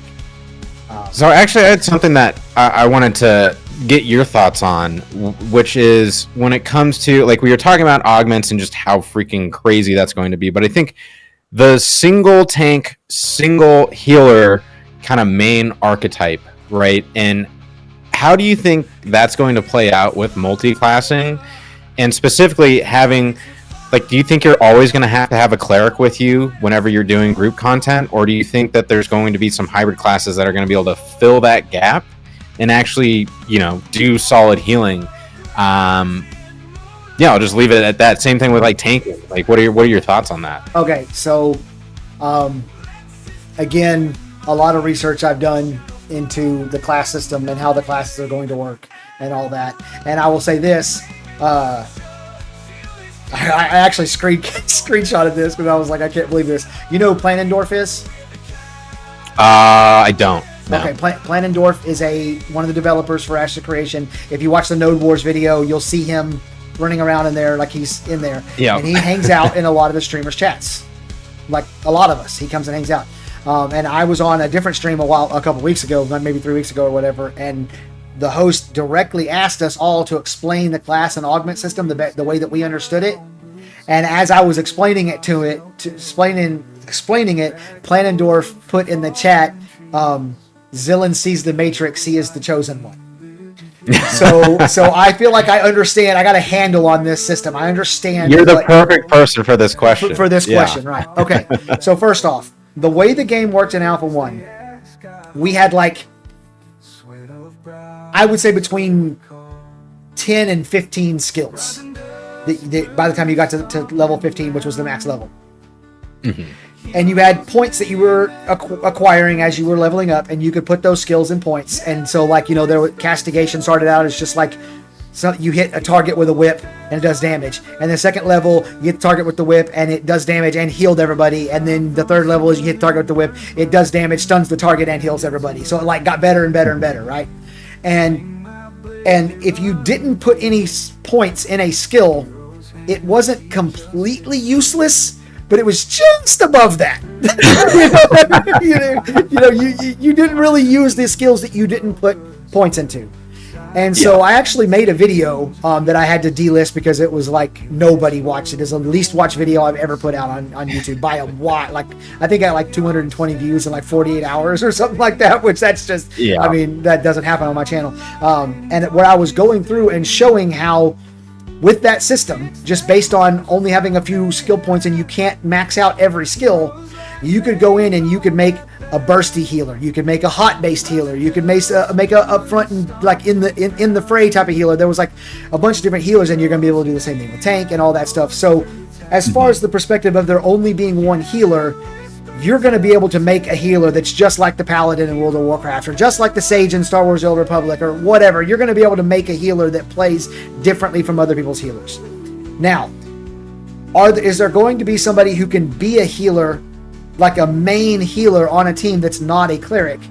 And my only guess on that is Summoner. The way they've explained Summoner is that you're going to play Summoner through your pet. So like you summon a pet, it's going to put abilities on your hotbar that are going to be your pet's abilities, and when you hit those abilities, your pet's going to fire them off, and you're going to be able to spec it, basically heal, tank, or DPS. So maybe a summoner or maybe two summoners can do the job of one cleric if they go heals. Same thing with tank. Yeah. And there is not going to be, and I want to make this very clear, this is the thing that people just don't seem to understand. If you go secondary as a cleric, you are not going to get a heal that's going to allow you to target someone and directly heal them unless it is a augmentation of an ability you already have. So a good example is some type of a rescue ability where the tank dashes to the healer, and like when he gets there, he negates 10% of the damage they take, or something like that. If you're a paladin, you're a tank cleric, there's a heal associated with that. But it's going to be more like the fighter's maim ability also heals anybody that's in the area, or something like that. So you're not going to have off healers and off tanks that aren't tanks or clerics. You're gonna have to be those and then go from there. That's my take on it. Yeah, and that was my understanding as well, and that's kind of how I perceived it, especially just looking into a lot of that information and how that will play. I think you're spot on, and like the summoner might be the one and only that could actually do it, because they have this pet that they can basically, alter and choose to go down these different paths. But I think also, well, since maybe I'm interested in Bard, because I think I'm going to play Bard, at least in Alpha 2. That might be a class where it's like I feel like there might be a little bit more healing utility potentially, or maybe there's like more group healing ability on that, where like the off healing could be more, kind of, I'll say AoE centric. But yeah, I think like, to me, it's a little bit tough. Like, I like the idea of having a lot of people that can fill these different roles, and like hearing like, oh, one tank, one healer. I think like with off tanking, like I don't think that is as concerning for me, where I think there will be that ability. If you choose that as your secondary, there might be some, a lot of openings for off tank. I guess different classes being off tank, but I think like the healer thing, where it's like, I don't know, the cleric's going to be the king of heals, obviously. Like that's going to be like in a lot of games, there's usually one class that it's like, this is like kind of like just such a great healing class. But I do like the idea of like other classes kind of being able to like fill in the gaps, or have some sort of niche that they play in terms of like the healing, I guess healing world, for lack of better words. I can't think of the exact word I'm thinking of right now. But like having this like diverse, like the last thing I want is like a raid. It's like, okay, we have 10 clerics, we have 2 tanks, and then we have 25 of this DPS of just this one class, because they're the best. And then like 3 other people that are like, hey, like you kind of like, we brought 3 bards just because they buff people.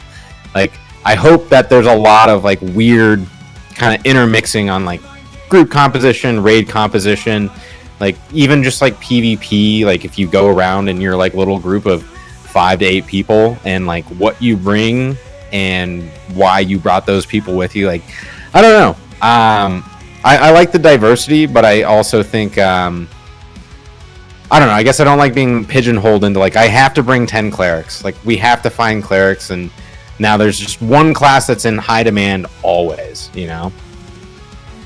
Yeah, no doubt about it. I'll tell you one thing that is for sure. 100% guaranteed lockdown. I'll let you know right now. I'm predicting 100% this will be an Ashes of Creation. If you need a healer and you're not getting through the content because your healer's not getting it done, if you go call Dr. Burns from the Copium Clinic and get him in your group, you will get through the content. Predicting it right now, 100% accuracy. That's how it's going to be. What's going on, Dr. Burns? Thanks for jumping in and hanging out with us. Mike HDZ says, how does the damage look like? I dislike those games that you do 10 million damage rather than simpler numbers like starting with 10s to 100s and low levels and 10,000s and high levels. It's pretty low. What we've seen at low levels, it's pretty low. How much, like people have like 500 health, if I remember right? Well, I think just from looking at some of the Alpha 1 content, it seemed like the numbers were pretty low. And I like that personally. Like, I don't like doing 10 million damage because when the number's too high, you don't even think about it. You're like, oh, I did a lot of damage, right? But if you're like, oh, I typically do 150 damage with this and I just crit for 500, you're like, wow, I hit so hard. Yes. It feels so impactful when the numbers are smaller versus like 10 million damage is like, okay, like that's a big number. I know I did a lot, and the numbers like flashing big at me, so cool. Those numbers lose meaning when they start getting too big. They completely lose meaning. Yeah. I was a hardcore Star Wars: The Old Republic raider for years, and back in the day, 10K DPS. If you were you were known as a 10K DPS, if you could do 10K, that you were killing it. 10,000 damage per second. You were badass. Yep. And it's like 41K or 42K now is like the tippy top. And it's like it starts to get a little. It's like, but then I talk to people who are like, no, if there's an expansion and my damage numbers don't go up, there wasn't a fucking expansion. I know people like that. So it's like, okay, well, I guess you have to like somewhat cater to the people who have to see the numbers go up in order for them to feel like they're increasing their power. Yeah, well, I feel like with an expansion, you do have to feel like you're progressing. And there's kind of two ways to do it. I mean, you could like kind of squash stats, and then like you bring it back up to like your baseline through the expansion of what it was before. I think it's not bad to have 20-30% increase, but like we don't need to like quadruple our numbers just because I gained 10 levels. Like that starts to that's where you get to that exponential curve of like, now I'm doing 50 million damage crits. This has no meaning. I literally just smashed 4 buttons and this game is no longer what it used to be. And but you know what, actually, total separate line of thing. Are you a PvPer or are you a PvEer? Me? Yeah. What do you vibe with the most? I have been a PvEer forever. I was a hardcore raider in SWTOR for almost a decade. I led a big progression raiding guild. Got several server firsts and stuff. I mean, we never competed for world first because those people are crazy, but we were really good. Before that, playing like Dark Age of Camelot, which is a PvP game. I mean, it's the big part of it is everybody go meet in the middle and fight over the castles and stuff. And even in there, my friends and I figured out ways to like mass kill things, like pull 150 things that are same level as you, and it's just you by yourself, and you kill them all. Stuff like that. Gutscore, thank you for the follow, by the way. But I will say this, and I've said this a million times, so people who hang out in the chat all the time, they're going to know how this ends. But the reason I say that, the reason why I've been a PvEer over a PvPer, although it's not like I've never PvP'd, I have done it, and I enjoy it in some ways. Mm-hmm. They're always disconnected from one another. Mr. Cryptic 337, thank you for the follow. Appreciate it, man. The reason why is because it's disconnected and there's no meaning in it. So, like you take arena style PvP, like World of Warcraft has, Star Wars: Old Republic has, these games have. And it's like, you log in, you fight some guys over, there's some little game you're playing, and sometimes the game is fun. And you, especially when you're first getting started, it's like fun figuring out you got to guard these two check choke points and the tactics. That's fun for a little while. But it's completely disconnected from the rest of the game. Maybe you get some gear from it, but it's like it doesn't really matter. Most of the better gear comes from other things anyways, and it's like It's And just then like its own thing. It's isolated. Yeah, it's like, it's okay, totally like if you like separate. PvP, go and do it on your own. It's not integrated. It's not integrated. And so then you take games like Guild Wars 2, Elder Scrolls Online, and then Dark Age of Camelot, who's the one that started this style, where you have like this area where the factions all go fight over castles. And you got the castle sieges and the trebuchets and the catapults and the hot oil and the murder holes and all that shit. It's cool as shit, again, for a couple of weeks. Until you realize that I could stay up all night tonight, stay up late, stay up till 3 a.m. because I really, really want to take this castle, and we're fighting. We've been at it for hours trying to take this castle, and late at night, you do the Braveheart speech, and you go in and you take the castle, and it's a big deal. And you get up the next day and you go to work, and all day long you're thinking about, oh my God, I took that castle. I'm awesome. We did it. We did it, fellas. You get home, you put the kids to make dinner, and you give the baths, and you put the kids to bed, and you get on. It's your time to finally play, and you get on, and you're excited to talk to your friends about the castle that you guys took last night, and you find out not only does your team not have the castle anymore, it changed hands 13 fucking times while you were sleeping in at work. It had no bearing on anything. It might as well have not even fucking happened. Yeah, and so absolutely Ashes of Creation putting meaning into PvP makes me excited for PvP and Ashes of Creation, because it's not like I can't PvP. When I have PvP'd, I'm pretty successful at it. I'm not god tier or anything, but I'm pretty good at it, right? But it's like it was so meaningless. It was so hollow, so soulless. I didn't want to play, and so that's why I'm excited for PvP specifically in this game and not in others. Absolutely, I think that's like the biggest thing to me. Where usually there is you're either a PvEer or you're a PvPer, and you kind of cross over a little bit. And it's probably because you're like, oh, I'm just not interested in that style of gameplay, or like you were saying, like it doesn't really mean anything to me. And with Ashes, yeah, just the fact that it's kind of always there. Like both parts of the game are always there, and they're meant to be like very integrated, and they kind of come out in all the different systems, between caravans, sieges, node wars. Like, I mean, maybe not just like running your node, but like there's just all these opportunities for there's like little battles that could pop up, and you probably don't entirely have the choice to not fight it. I mean, especially with like caravans and stuff. Like, obviously with node wars and such, you can choose to actually engage and hop into the fight, but with caravans, you're kind of like, I need to get this from A to B. Like if someone comes and fights me over this, like it's do or die right now. Like I don't want to give up my stuff. I have to fight. I have to PvP. And I think, I don't know, someone was saying in the chat, like PvP should be optional. Like, oh, let us flag on, flag off. I don't know. I like the idea that they're kind of intermingled. And if you want to avoid PvP, you could probably do that in how you play the game. But I think it's better when there's a reason to PvP. It's not just, oh, I need gear. It's like, no, I have an objective, and the PvP could happen, and because it did happen, like I kind of just I have to protect my stuff. I have to protect my town, whatever it may be, and that's where it's impactful, and it just kind of goes with I think the core I guess tenets of Ashes of Creation, of like everything you do has meaning. Everything you do can have an impact, and because of that, also everything everybody else does can have some sort of impact. So you kind of have to have these two pieces mingling with each other, and the player friction, which is my favorite thing in an MMO. I think a lot of people have gotten used to like, oh, I don't need to have any friction because I don't like this guy, just find another group. Whereas, yeah, when you have that friction, you have that meaning. And that meaning is what makes the game fun for the most part, where it's like there's impact. Like what I do, if I go route A or I go route B, it could be wildly different, and it's going to, there's going to be really big issues that could come from either route, but I have to choose. And that's also where it's like the PvP comes into play. Because I chose to go this direction, I ran into a terrible group of envious people, and they just murdered me. And they took away all my stuff. Yeah. It's interesting that you mentioned the oh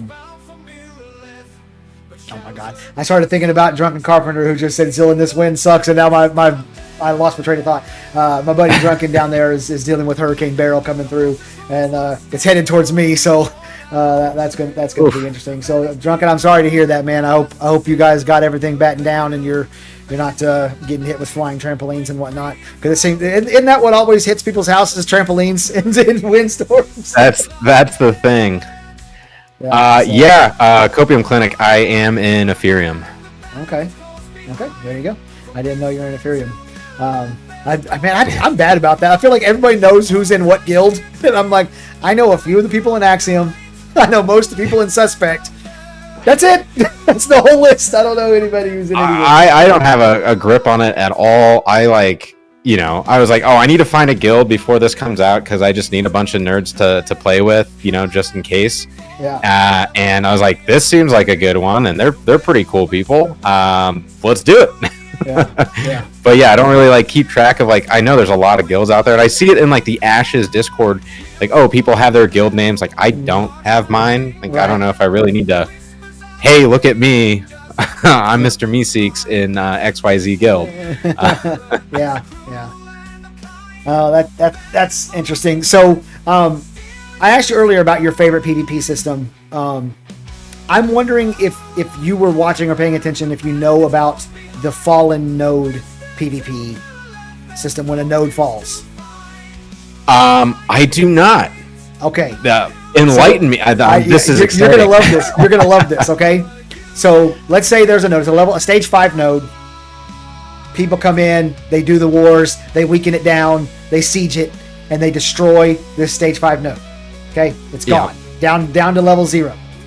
What happens is the node proper, so the part of the land that the node actually was sitting on, becomes an area where you can use the surveying system that's part of the artisanship and gathering to go and dig up valuables on that land. Okay, and what's available there is based on how rich the node was, and it is a no corruption zone. It is full PvP, full go at it. Oh my God. Inside of there. So now that you know that, you want to re-answer your question about your favorite PvP system? I really think I do. That sounds like the most amazing thing ever, and it's just.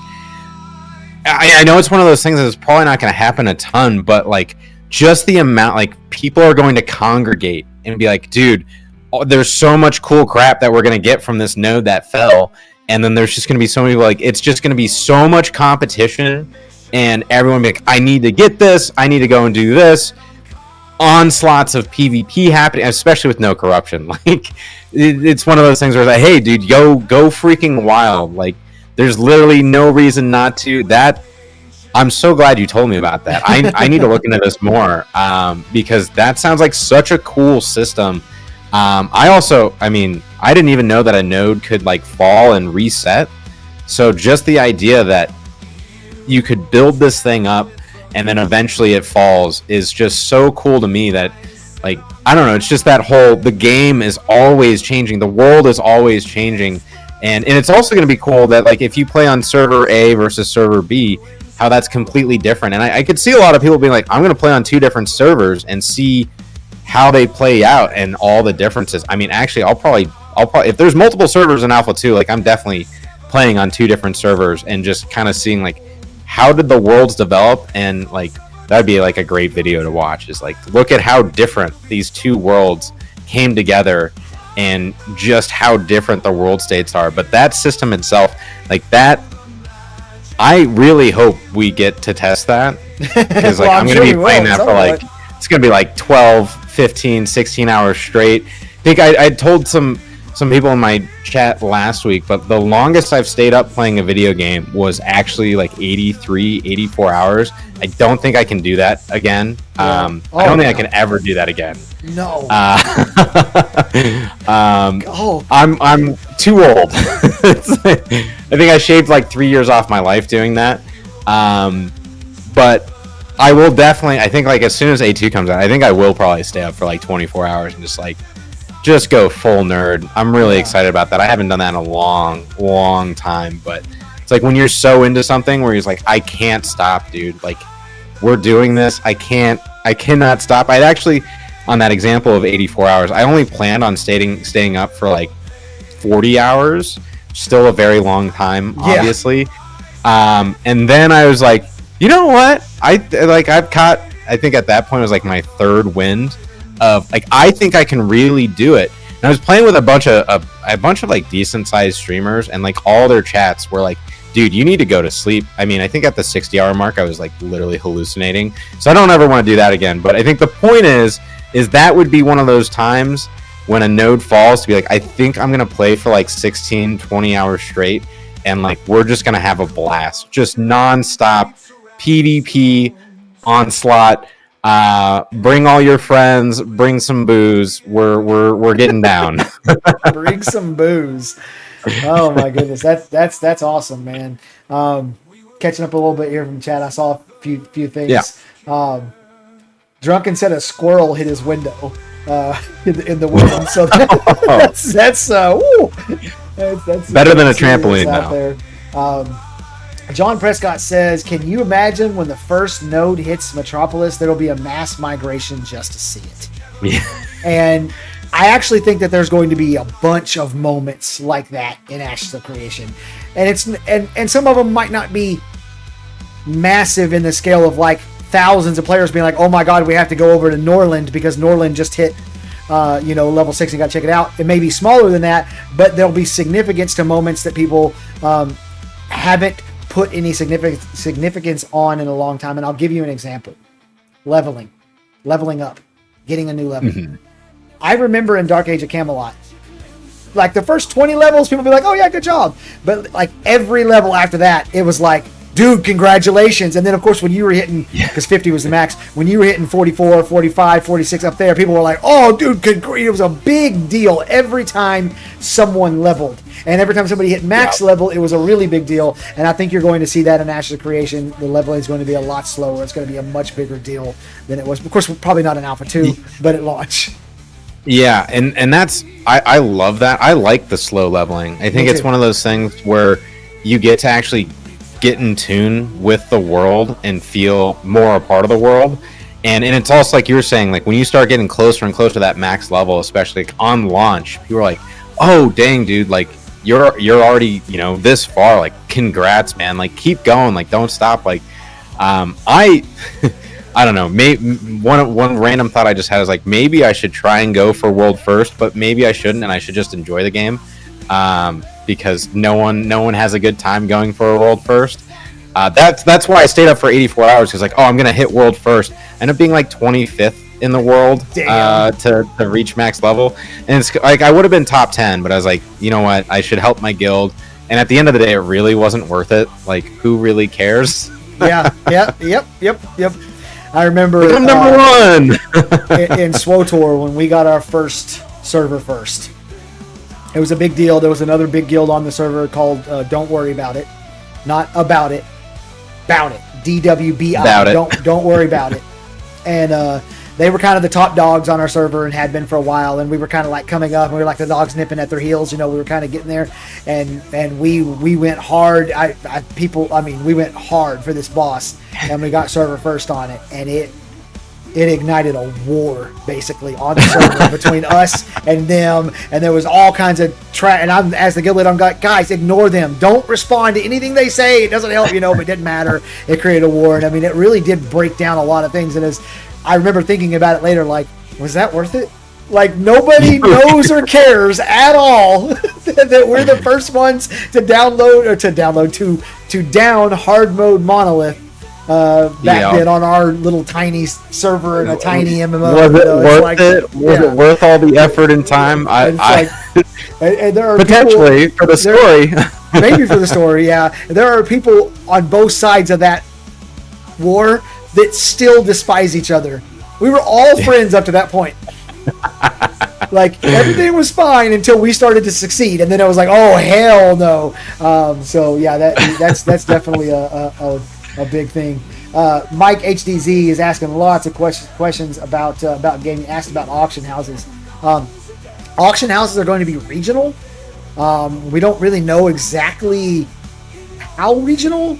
And there are different node types, which means basically there's different city types. And one of the city types called the economic city or economic node is going when they reach the highest level, which not every node can reach the highest level. There will only ever be 5 nodes that are max level at any given time in the game, out of 85 nodes. They're going to get an auction house that's like regional, like it's bigger than localized, like it affects its entire zone of influence. And so that's where a lot of the trade is going to happen. Like I pretty much guarantee you every server is going to have at least one tier 6 maxed out economic node for that reason. And so it creates that, like you said, the friction is creating friction. It's creating tension. It's forcing players to interact with one another. How dare this massively multiplayer online role-playing game company have the sheer audacity, the temerity to suggest that the balls to suggest that players should talk to each other and interact with one another. I should play with other people on a massive online game. That's a stretch for me. Talking about that though with the auction houses makes me think about like the time to travel across the world. And I'm assuming like the world, from what my understanding is, pretty freaking big. Yep. It'll take a pretty long time to travel around, but I'm curious if you have any insight or any thoughts on like how long will it take to go from like the top of the map to the bottom of the map on one continent, just trying to straight line down, get all the way through. So we can make some extrapolations based on information from Alpha 1. If I remember right, it's been a while, but I want to say it was like 13 minutes on a mount to go from one, not up and down, but from across the Alpha 1 map, which the Alpha 1 map was freaking tiny by comparison. And I wish I could remember. I want to say that some of the people who were really obsessed with this, especially when they first showed the new map, were doing the math and assuming that things have stayed the same, and we don't know that as far as movement speed is concerned. If you were just on a normal mount, they were saying it would take between an hour and a half and 2 hours to go from the bottom to the top. Just running. Just straight running. You're not stopping, just going. That is music to my ears. Yeah. Like, I love that. I wonder how everyone else, like, how everyone in chat feels and like other players, but I like taking a long time to get across the map. Like, I want to feel like, dude, it's an epic adventure. Like, I'm going on an hour adventure across the land because I need to make it to this town to get said thing.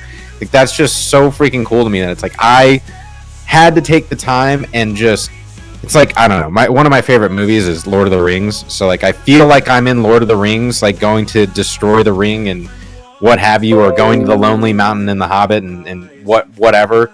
Like, that adventure of like, I don't know what's going to happen on the way, I don't know what I'm going to run into, and this might take, like, it could be an hour-long journey if I just kept running, but I kept getting sidetracked, so I ended up spending 5 hours getting to where I needed to go just because I wanted to stop and, cut down these trees, get this ore, do whatever. I love that. It's like one of my favorite things. I just love getting sidetracked in MMOs and just being like, go off the beaten path and like, oh, I found this random quest line that, like, just because I found a note that told me to go to this weird area that's 5 minutes away, and then I went and did this and that, and then I finally ended up where I needed to go, or I didn't because I wasted 8 hours doing other things trying to get there, but got sidetracked. Yeah, that's funny, man. I'll tell you one of my favorite video game memories of all time, and it's fairly recent, about 3 years ago, but I still just like, oh my god, it's seared in my brain, right? Is Valheim. I had a group that played with, I think there was like 8 of us or 9 of us. I mean, it was a pretty good sized group. And when we first, the map that we ended up on, I want to say it was swamp. There was no swamp at all on our map that we started on. So in order to get iron, we had to get on a boat and go.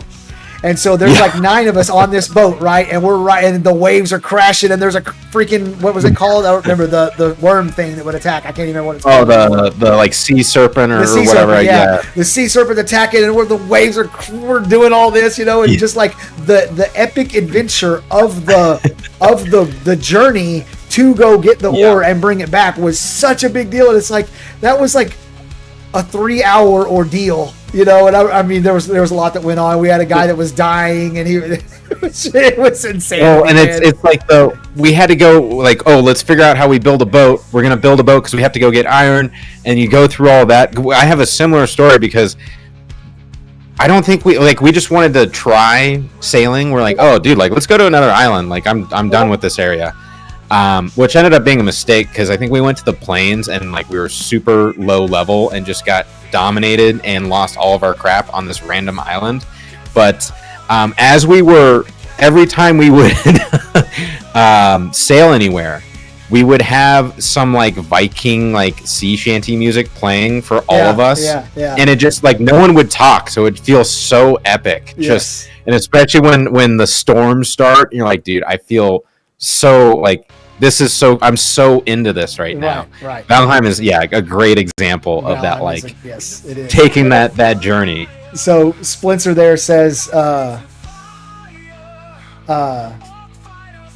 what did he say? You mean yeah, man, I enjoy the journey so much more than the destination. And I've been saying this for years. I've been working on a script for a video with the title Ashes of Creation is not a destination game, it's a journey game. And I'm super excited about that. So it's 9:00. We're going to start wrapping this up. I think that if we were to encapsulate this whole stream that we had and take away the most important lesson from this stream, I think the thing that we've learned the most is that 13-year-old Moon Man was not very smart.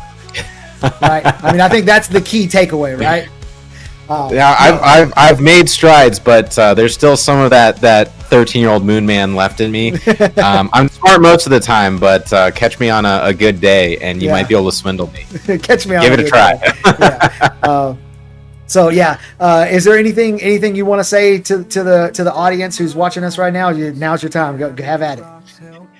Yeah, well, I guess first off, thanks so much for having me. This has been a blast. I've enjoyed it, and funny enough, I don't get to talk about Ashes of Creation with a lot of people, so this is, just the type of thing that I love doing.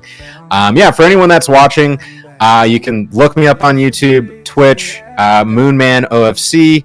I am trying to get to affiliate on Twitch, so, as soon as we hit those 50 followers, one day, hopefully pretty soon, that would be awesome. I'll be streaming a lot more in the coming weeks, especially next week, and really starting next week I'll just be streaming a lot more, probably a few times a week.